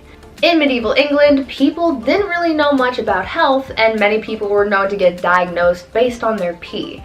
Back then, they believed that the consistency, color, and taste of someone's pee could diagnose someone's ailments. The people who collected people's urine samples were called piss prophets, and they had their own criteria for determining what was going on in someone's body based on their urine. According to the piss prophets, if your pee was white, then it was the ideal color, and that meant that everything was working properly. If it was wine-colored, like blue or black, then it meant that something was very wrong. And if it was green, then you were basically on your last leg and you should probably get your will in order. Now, I'm not sure how accurate these readings actually were, because medicine was basically non-existent back then, but they tried their best with what they had, I guess. At number 3, muckraker. In our last video about unusual jobs from the Middle Ages, I told you guys about a job where people had to clean up human waste with ladles and then transport it elsewhere to keep the town clean. But there's another profession along those same kind of lines that I'd like to tell you about. Muckrakers were the people who were responsible for cleaning waste off the streets in whatever town they were in. You see, back then, people kind of just disposed of their waste wherever they pleased. But since this waste, like human and animal excrement, rotting food, and entrails, had nowhere to go and kind of just sat around the streets, you can just imagine how disgusting that must have been. So that's where muckrakers came in. These were brave people who basically rode around town, collecting waste off the ground and throwing it into carts to then be transported out of the city. As horrible as this job may sound though, these people actually made a lot of money. Muckrakers could make in 11 days the same amount as another laborer makes in 6 months. Would you do this job if it made you rich? At number 2, arming squires. I've talked about squires in a previous list about medieval knights, and if you've watched that video, then you might be familiar with how unpleasant the life of a squire could be. At a certain point in their training, a squire would be tasked with basically being an assistant to a knight, and a lot of their assistance was guided towards the knight's armor and weaponry. In the Middle Ages, arming squires were given the task of maintaining the knight's armor. So this meant that they had to make sure that the armor was clean and properly attached to the knight's body. This job was so serious that sometimes the arming squire would have to run out into the battlefield in the middle of a fight to tend to their knight's armor, which meant that they were risking their lives for a couple hunks of metal. And finally, at number 1, pier finders. Now I think this last job on our list must be one of the worst ones by far. We've talked about how people harvested leeches, cleaned waste off the streets, and stomped on urine-soaked wool, but imagine if your job was just to go around the town and pick up as much dog poop as you possibly could. This was basically what people called pier finders would do. Dog poop was essentially used as a drying agent by tanneries to make leather for bookbinding. This was a lot of people's full-time jobs, but imagine how crappy this job would have been. I'll see myself out. Number 10, naughty naughty. There's a reason we don't do things like we did in ye olde times. We didn't know, but now we do. So there's really no excuse for acting up. A very common practice for marriage back in ye olde times was to marry a girl at the age of 12. And in case you're wondering, no, the man was nowhere close to the same age. Yes, it's just as gross as you think. No, I'm not happy talking about it, but that's just the way things went. I can just imagine how happy those young ladies were when their parents came to them and said, listen, the lord across town fancies you and the dude's got the bag. So you're gonna marry him so mommy and daddy can get the bag too. That's just one example of the medieval business transaction. I mean, marriage. Marrying for love. Number 9, pull up a chair. The people of my generation either struggle to phone the doctor to make an appointment because of crippling anxiety, or they flaunt it on OnlyFans. There's no in between. However, I still think most people would feel uncomfortable finalizing their marriage in front of a party of witnesses. I honestly cannot think of a more awkward situation. Do you cheer them on? Are there sports commentators talking about the moves? Are there snacks? You could be there for 30 seconds, or 10 minutes depending on who you're watching. It just seems like a lot of unpleasant viewing to walk out of a room later to then all agree that yes indeed, that couple is married now. But hey, that's just how it went. Witnesses or family would watch you do what animals do on the Discovery Channel. Number 8, the birth factory. Soap and sanitation is one of the greatest things ever invented. Don't you just love taking a hot shower after a long day? Oh, I know I do. Hygiene was not the greatest back then, and while not the only factor, it did contribute to a high infant mortality rate. It was just one of the many factors. So, when young women were married, and married rather quickly, it was time to start pumping babies out. It's more of a quantity over quality kind of thing. Before marriage was declared a holy sacrament, these things were happening everywhere. Pubs, town squares, heck, even in your house. Now, for the people at home, can you tell me how you feel about the holy sanctity of marriage? Especially after you've been married for more than 10 years. Does it feel good? I bet it does. Number 7, wrapped up. One of the weirdest superstitions and traditions that still carries on today is that the bride cannot be seen by the groom before she walks down the aisle at the wedding. Why? Well, it's bad luck. After all, that could ruin a marriage. Not like any other factors would have a hand in that. Like in-laws from hell, or spending way too much money on the wedding, putting you in crippling debt right as you're just about to start your life together, right? Well, this was the way of the medieval wedding, and something used to even keep things mysterious was for the bride to wear a veil. It was thought that it would protect her from evil spirits, but also keep her from being seen by the groom, which honestly sounds like it might have been worse. So when the groom got to unwrap his wife, if he didn't like it, well, sucks to suck, brother. Just imagine your bride walking down the aisle, and then... Yes, I will get married to you.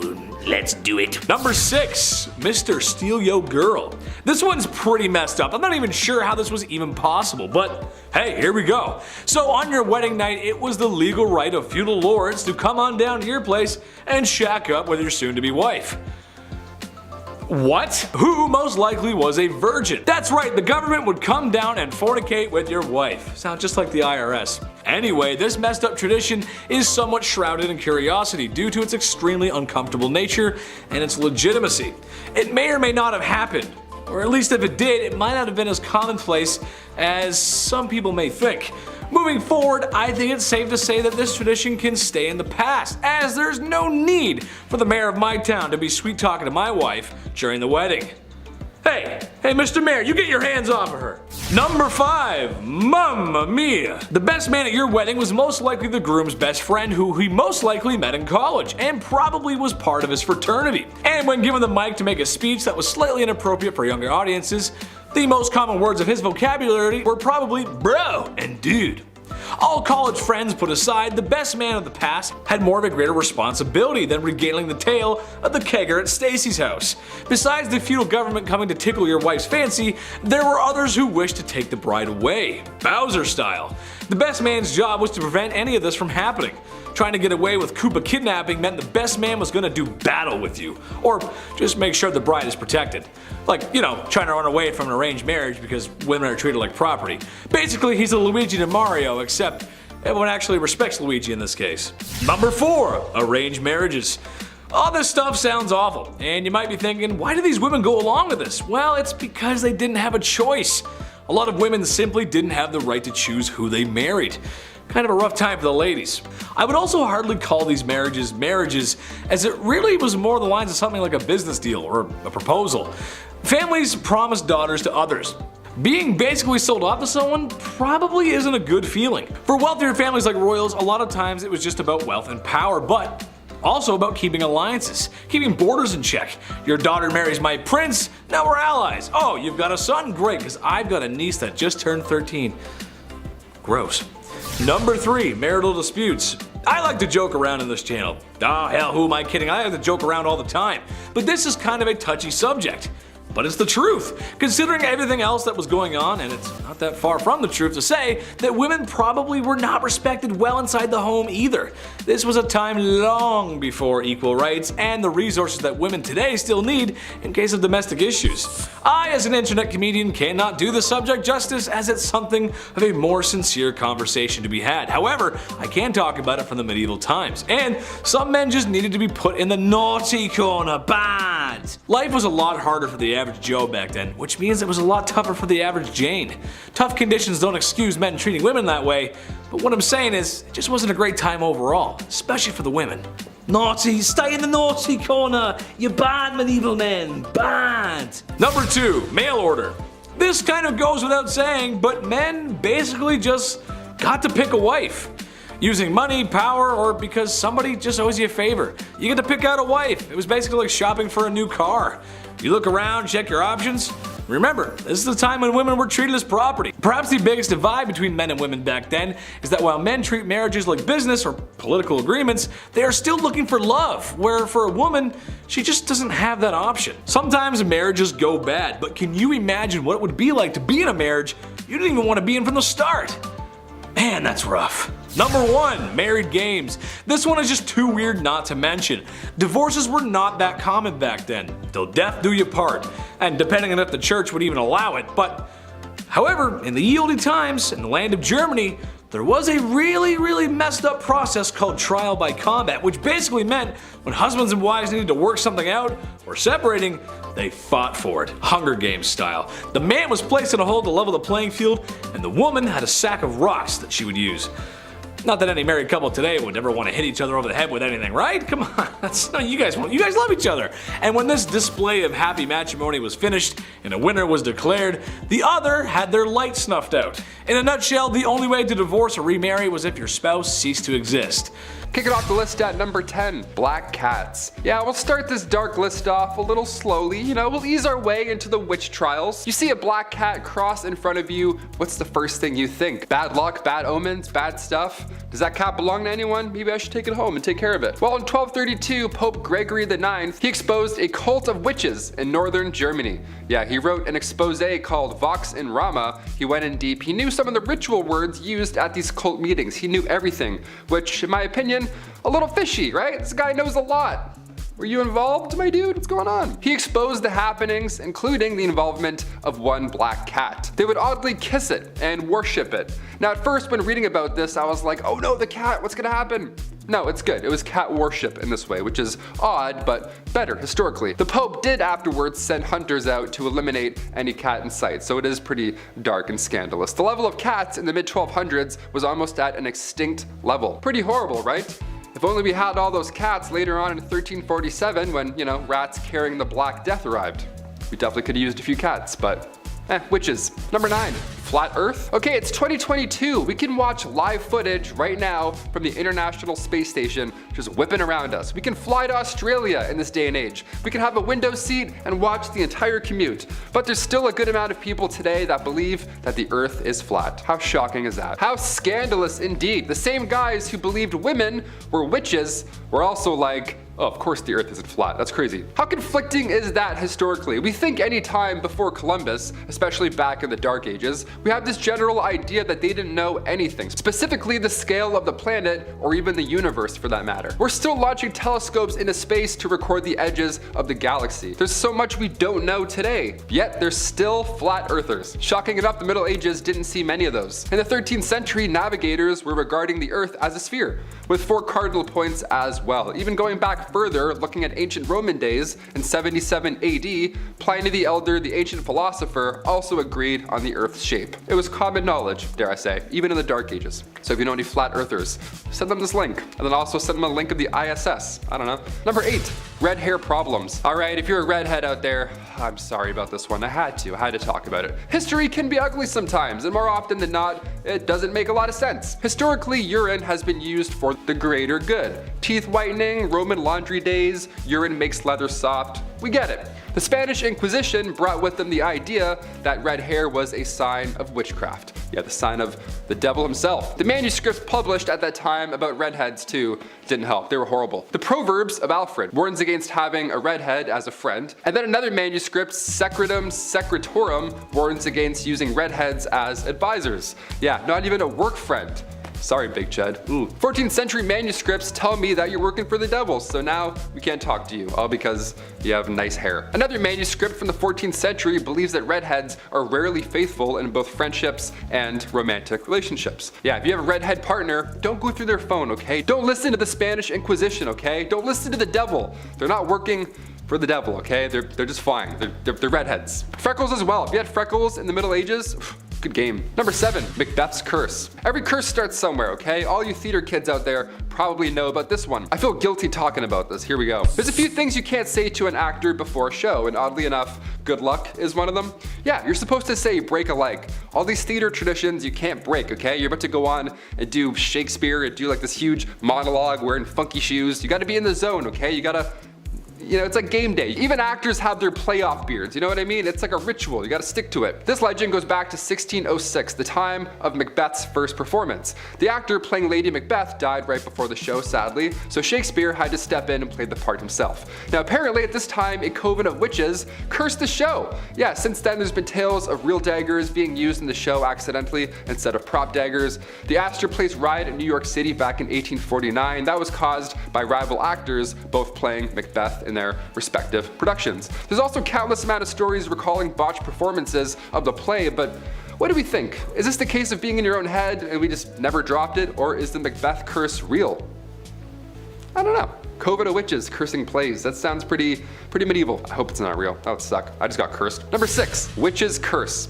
More curses. Let's do it. From the 1400s to the 1700s alone, there were around 50,000 individuals who were all found guilty of witchcraft and wizardry. And we all know what that meant.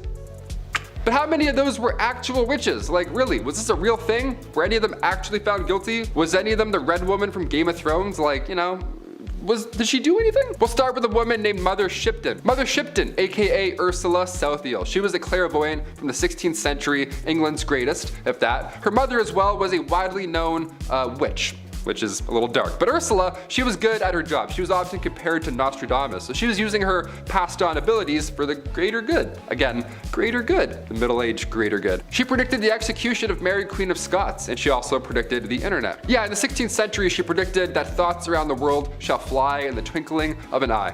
It rhymed, so you know she was on a good streak. Mother Shipton actually passed away a peaceful death, believe it or not. She wasn't hunted down by a mob or anything like that. She was actually buried on unholy grounds in 1561, which is insanely bizarre for a witch at any time. And the fact that people compared her to Nostradamus and she wasn't, shocking. Dare I say, we have a good one. A nice good one for a halfway point. Number 5, Agnes Sampson. And now back to the dark stuff. This one's not as great. Turning the clocks now to 30 years after Mother Shipton, the general public isn't always so easy when it comes to clairvoyance. So around 1590, when King James VI, when he was ruling Scotland, this was an important time because the lovely Anne of Denmark, Norway, his wife, she was very much opposed to black magic or all that voodoo. She wasn't on board at all. During one commute back to Scotland, for example, the couple barely made it through a fierce storm. So King James VI, he was now convinced, because of his wife, that the storms were an outcome of black magic. Yeah, a witch cursed their commute. All because of a storm, they thought this, imagine that. So they charged one Agnes Sampson. The king and the queen all believed that these witches attended a coven on Halloween night, and that's what happened with their commute. So she was held prisoner until she confessed. And then at that point, she finally met her horrible fate. Her nonsensical, horrible fate. Number 4, Plague Bearer. Okay, if you think your job sucks, hear me out. The hot summer of July 1665. Okay, what do we do with all these poor souls who have been hit by said plague during the Dark Ages? You can't just hide them all in the catacombs this time, right? We can't just hide them in a random place. We don't have that. So a plague bearer is the person that you need. Church wardens would organize burials. This was a normal thing back in the 1600s, but when the plague hit, they had to change things up a bit. Now things were a little bit dangerous. If somebody had the plague, these guys would be responsible for transporting them far, far away and then burying them. Plague bearers, that's crazy. A church would then house these plagued souls far away from society. How grim is that? All because you got sick. But I mean, that's probably a good thing, all things considered, If there's anything we learned in the past couple years, it's like, oh yeah, things spread. Just a little bit, including misinformation. Haha. Number 3, medieval barbers. A barber from the Middle Ages. Yeah, that title alone gives me the chills. If I have a toothache, I'm telling no one. That appointment's gonna suck, okay? Cavity, toothache, maybe you accidentally bit a rock, chipped a tooth, whatever. They would only pull it. Worst case, best case, your teeth are getting pulled no matter what. Yeah, barbers were responsible for cutting hair, pulling teeth, and bloodletting. The classic 3-in-1 appointment. Get it all done in 40 minutes or less. There you go. Keep the change, good sir, and a thing of ale. There you go. Get drunk, pull my teeth. Middle Ages. Back in the 1500s, patients were walking in with an arrow sticking out of them, right? Instead of cutting the tip off and then pulling it the opposite way, the arrow remover would cut into the injury, open it more, which would suck, and then it would hold it open. And then the barber would come in and then pull it out in his own barber way. Whatever his qualifications were, didn't really matter. If he was a barber, he was also pulling arrows out of your back. So you would go in for a toothache and then you would leave with an amputated foot. You never know. Medieval barbers sucked all the time. Number 2, the ducking stool. This next one requires so much effort. I can't believe this was a real thing that real people did. The ducking stool was made to punish women involved in sexual activities. How dare they? How dare thou? Men were punished too, but if we know anything about history, it was mostly women who had to put up with all of this shit. There was the first standard ducking stool, so women would have to, sit in this chair, strap themselves down while sitting outside their houses or, whatever. They get carried down the street. Humiliation at its finest. That was the main key here, where you'd, come out and go, shame for 46 minutes and then go back inside. That was your day back in medieval times. They had sex. Can you believe that? It's disgusting. Let's take the day off work and embarrass them and make signs. The second version of the ducking stool was essentially the same thing, only it was then dunked into a river over and over again to cool her immoderate heat. Yeah, we gotta cool these witches down. Great. I wonder where all these people, did they not realize where they came from? This is the dumbest shit. At least that's what French writer Francois Maximilien Mission says. They should cool off all of those angry villagers instead. They should dip them in the river. They're the ones burning with rage because somebody over here is getting some and they're not. Number 1, meowing nuns. If I'm not gonna talk about this one now, then I'm not sure when I'll get the chance to talk about it again. Back in the Middle Ages, a group of nuns were doing their, COVID nun thing, as so many people did apparently back in. And this was odd in the Middle Ages because these nuns would have meowing sessions. Yeah, they wouldn't curse individuals, they wouldn't curse any long sea voyages. No, they would just gather around and meow all at the same time. The French convent, large might I add, many of nuns here, they would spend hours meowing in sync. They'd be like, meow.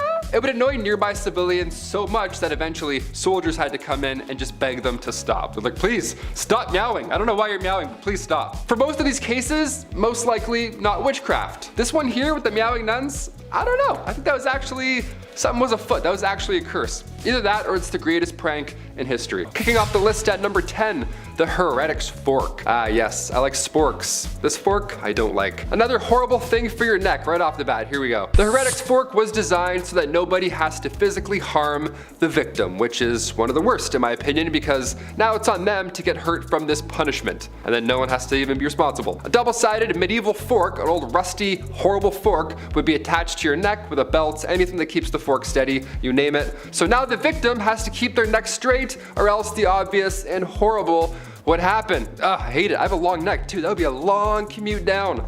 I don't talk about punishments enough on this channel. Some of them I don't think I'm even allowed to be honest. The heretic's fork is no joke. We could thank the Spanish Inquisition for this device. Yeah, it was used from 1478 to 1834, most often to get the victim to confess to crimes. There's usually a Latin phrase on these heretic forks. That phrase is abiro, translating to I recant. If you find a medieval fork in that third drawer down and it says that in Latin, get out of the house, that's all I'm saying. Number 9, mob football. Ah yes, some medieval footy, let's do it. Growing up, I was lousy with footwork. I couldn't kick a ball for the life of me. Back in the 12th century, I would have been doomed, would have been game over. Back in those days, it was called football because you played this game on your feet. You didn't necessarily have to use your feet to further said ball. And also the goalposts were sometimes miles away, so it made sense to use a throw or two. Also, don't stress about picking favorites for your team. Each side consisted of 300 to 500 players, so plenty of room for you and yours. I also forgot the most important rule, of course. You can fight each other. Yeah, you can full on have a brawl, whatever, no rules. It comes to no surprise that there were a few casualties, but finally this game was banned come 1359. King Edward III punished those who played ball by 6 days of imprisonment. Yeah, it turns out when there's a bubonic plague and you're at war, maybe fighting each other and breaking bones isn't the best way to kill time, Maybe go and hit the archery arena. Archery arena? Go shoot some arrows. Go practice, go break some pots. I don't know, whatever Link does in his off time. Number 8. don't blow it. This one rings a familiar bell. This is pretty humorous, I'm not gonna lie. We'll lighten it up a bit. Back in the 12th century, horse racing was born in a Suffolk town called Newmarket. Once King James I got set up in 1606, the sport became more widely known, and it was now a major form of entertainment as well. Eventually, laws had to be put in place to protect said prized pupils. Those horses were famous at this point, so if you think you can walk around the streets and, I don't know, blow your nose, think again, pal. That's illegal. Yes, it was once illegal to blow your nose in the streets because officials didn't want horses getting ill. In fact, if you were outside sick at all, you had to pay a fine if you were caught. Yeah, imagine you're on your way to the doctors while you're sick, then you get pulled over for a temperature check. You're like, oh, not today, please. Oh no. Number 7, forbidden shoes. 15th century shoes. Look at these fancy things, come on. Imagine you have to help carry groceries, but you could only use these. Wouldn't be done. Krakows, or pikes, these were the talk of every town. The longer the toe extended, the more wealthy you seemed. I'm talking like 6 inches sometimes. See Mike's feet? That's huge. Dudes were tripping over their feet sometimes, it was crazy. Most importantly, the common folk were starting to look like royalty. Yeah, how dare you? How dare you look like the English crown, you poser? Finally, a law was passed in 1463. No knight under the rank of a lord, esquire, or gentleman, nor any other person shall wear any shoes or boots having spikes or points which exceed the length of 2 inches. That lasted until 1604. Yeah, God forbid you're wearing your dad's pikes and then you get busted. Too long, pal. Over 2 inches? Go into the slammer. The punishment for a long pike was a fine of 3 shillings and 4 pence. Ah, do I have that? Oh, shoot. That's like 150 bucks today, give or take. Imagine that, all because of your shoes. All because you thought you were rich. Yeah, get a grip, peasant. Go change back into your Birks and socks. Number 6. Solitary confinement. This is a kind of punishment that still exists in our modern society. It's honestly one of the worst because of the type of psychological distress that it causes. Here we go. Basically, this form of punishment involves a prisoner living in a single cell with little to no meaningful contact with anybody else. That's the whole punishment. Now, the isolation that solitary confinement can create can be life-altering for people. It's really bad. There are many stories about people being locked up for so long that eventually they just forget about their families entirely. Some people have gone away to solitary confinement for so long that once they're out, they can no longer speak. Isn't that crazy? Solitary confinement and the negative effects it has on one person is becoming a wider topic of conversation today because of said effects on a person's mental well-being, and it's a topic for a lot of human rights organizations. Yeah, rightfully so. Can't mess with the brain. Back in medieval times, solitary confinement was even worse. It was just a room made of stones, it was pitch black, it was freezing cold. It was also below some horrible stinky castle, and most of the time you weren't really alone. No, there were some hairy creatures nibbling away at your toes, but I'll save that for the end. That's pretty horrible. Number 5, medieval tennis. Not to be confused with Mario Tennis, although that's probably just as hard to play, if we're being honest. Medieval tennis was introduced in 1485, and just like the other insane ball game we covered today, this too was eventually banned. Yeah, that's how you know it's a good one. If you weren't a noble, you couldn't play tennis. You weren't allowed to. You could only play if it was Christmas. Yeah, so you better write that on your wish list. Many believe tennis was disrupting labor and encouraging violence and gambling. Yeah, tennis encouraging violence. Imagine that. Tennis was eventually referred to as the sport of kings because both King Henry VII and VIII were actually pretty good at it. Yeah, they're like Venus and Serena Williams of medieval times, only not athletic and not nice and also not good at tennis. I mean, why else would you ban the sport, really? Let's be honest. Number 4, one meal deal. Okay, so obviously food was a little sparse back in the medieval age. Uber Eats wasn't around yet, but you know what was? Disease, yeah, and worse things, yeah. The life expectancy wasn't great, but even so, laws were still put in place so the common folk wouldn't overindulge. Yeah, hey, I know times are rough, but can you stress eat a little less? Thanks. Yeah, you just look a little gross. Yeah, King Henry VIII needs his 9th bowl of soup, so please stop. They were actually upset that the common folk were matching the lifestyle from higher ups. Nothing to do with supply, really, just appearance. In 1336, a law banned people from eating more than 2 courses. Soup also counted as one meal, not a sauce. Believe me, they asked. Again, the only exception here at the time, mid-1300s, was Christmas Day. Then you get to eat and have fun and play tennis. Yeah, the one day you can overindulge is the same day you can play tennis. They're like, oh, I can't.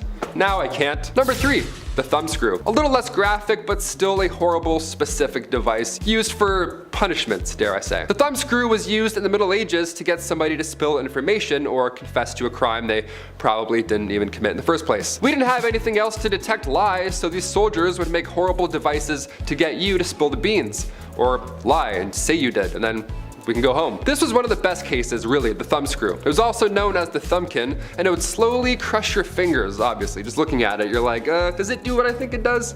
Yeah, it does. This, of course, turned into the knee crusher, or even worse, the head crusher, which I obviously don't need to explain. Yeah, the classic medieval fork. Now they're getting creative, advancing their gadgets. Nice, we love it. I can't even imagine the knee crusher.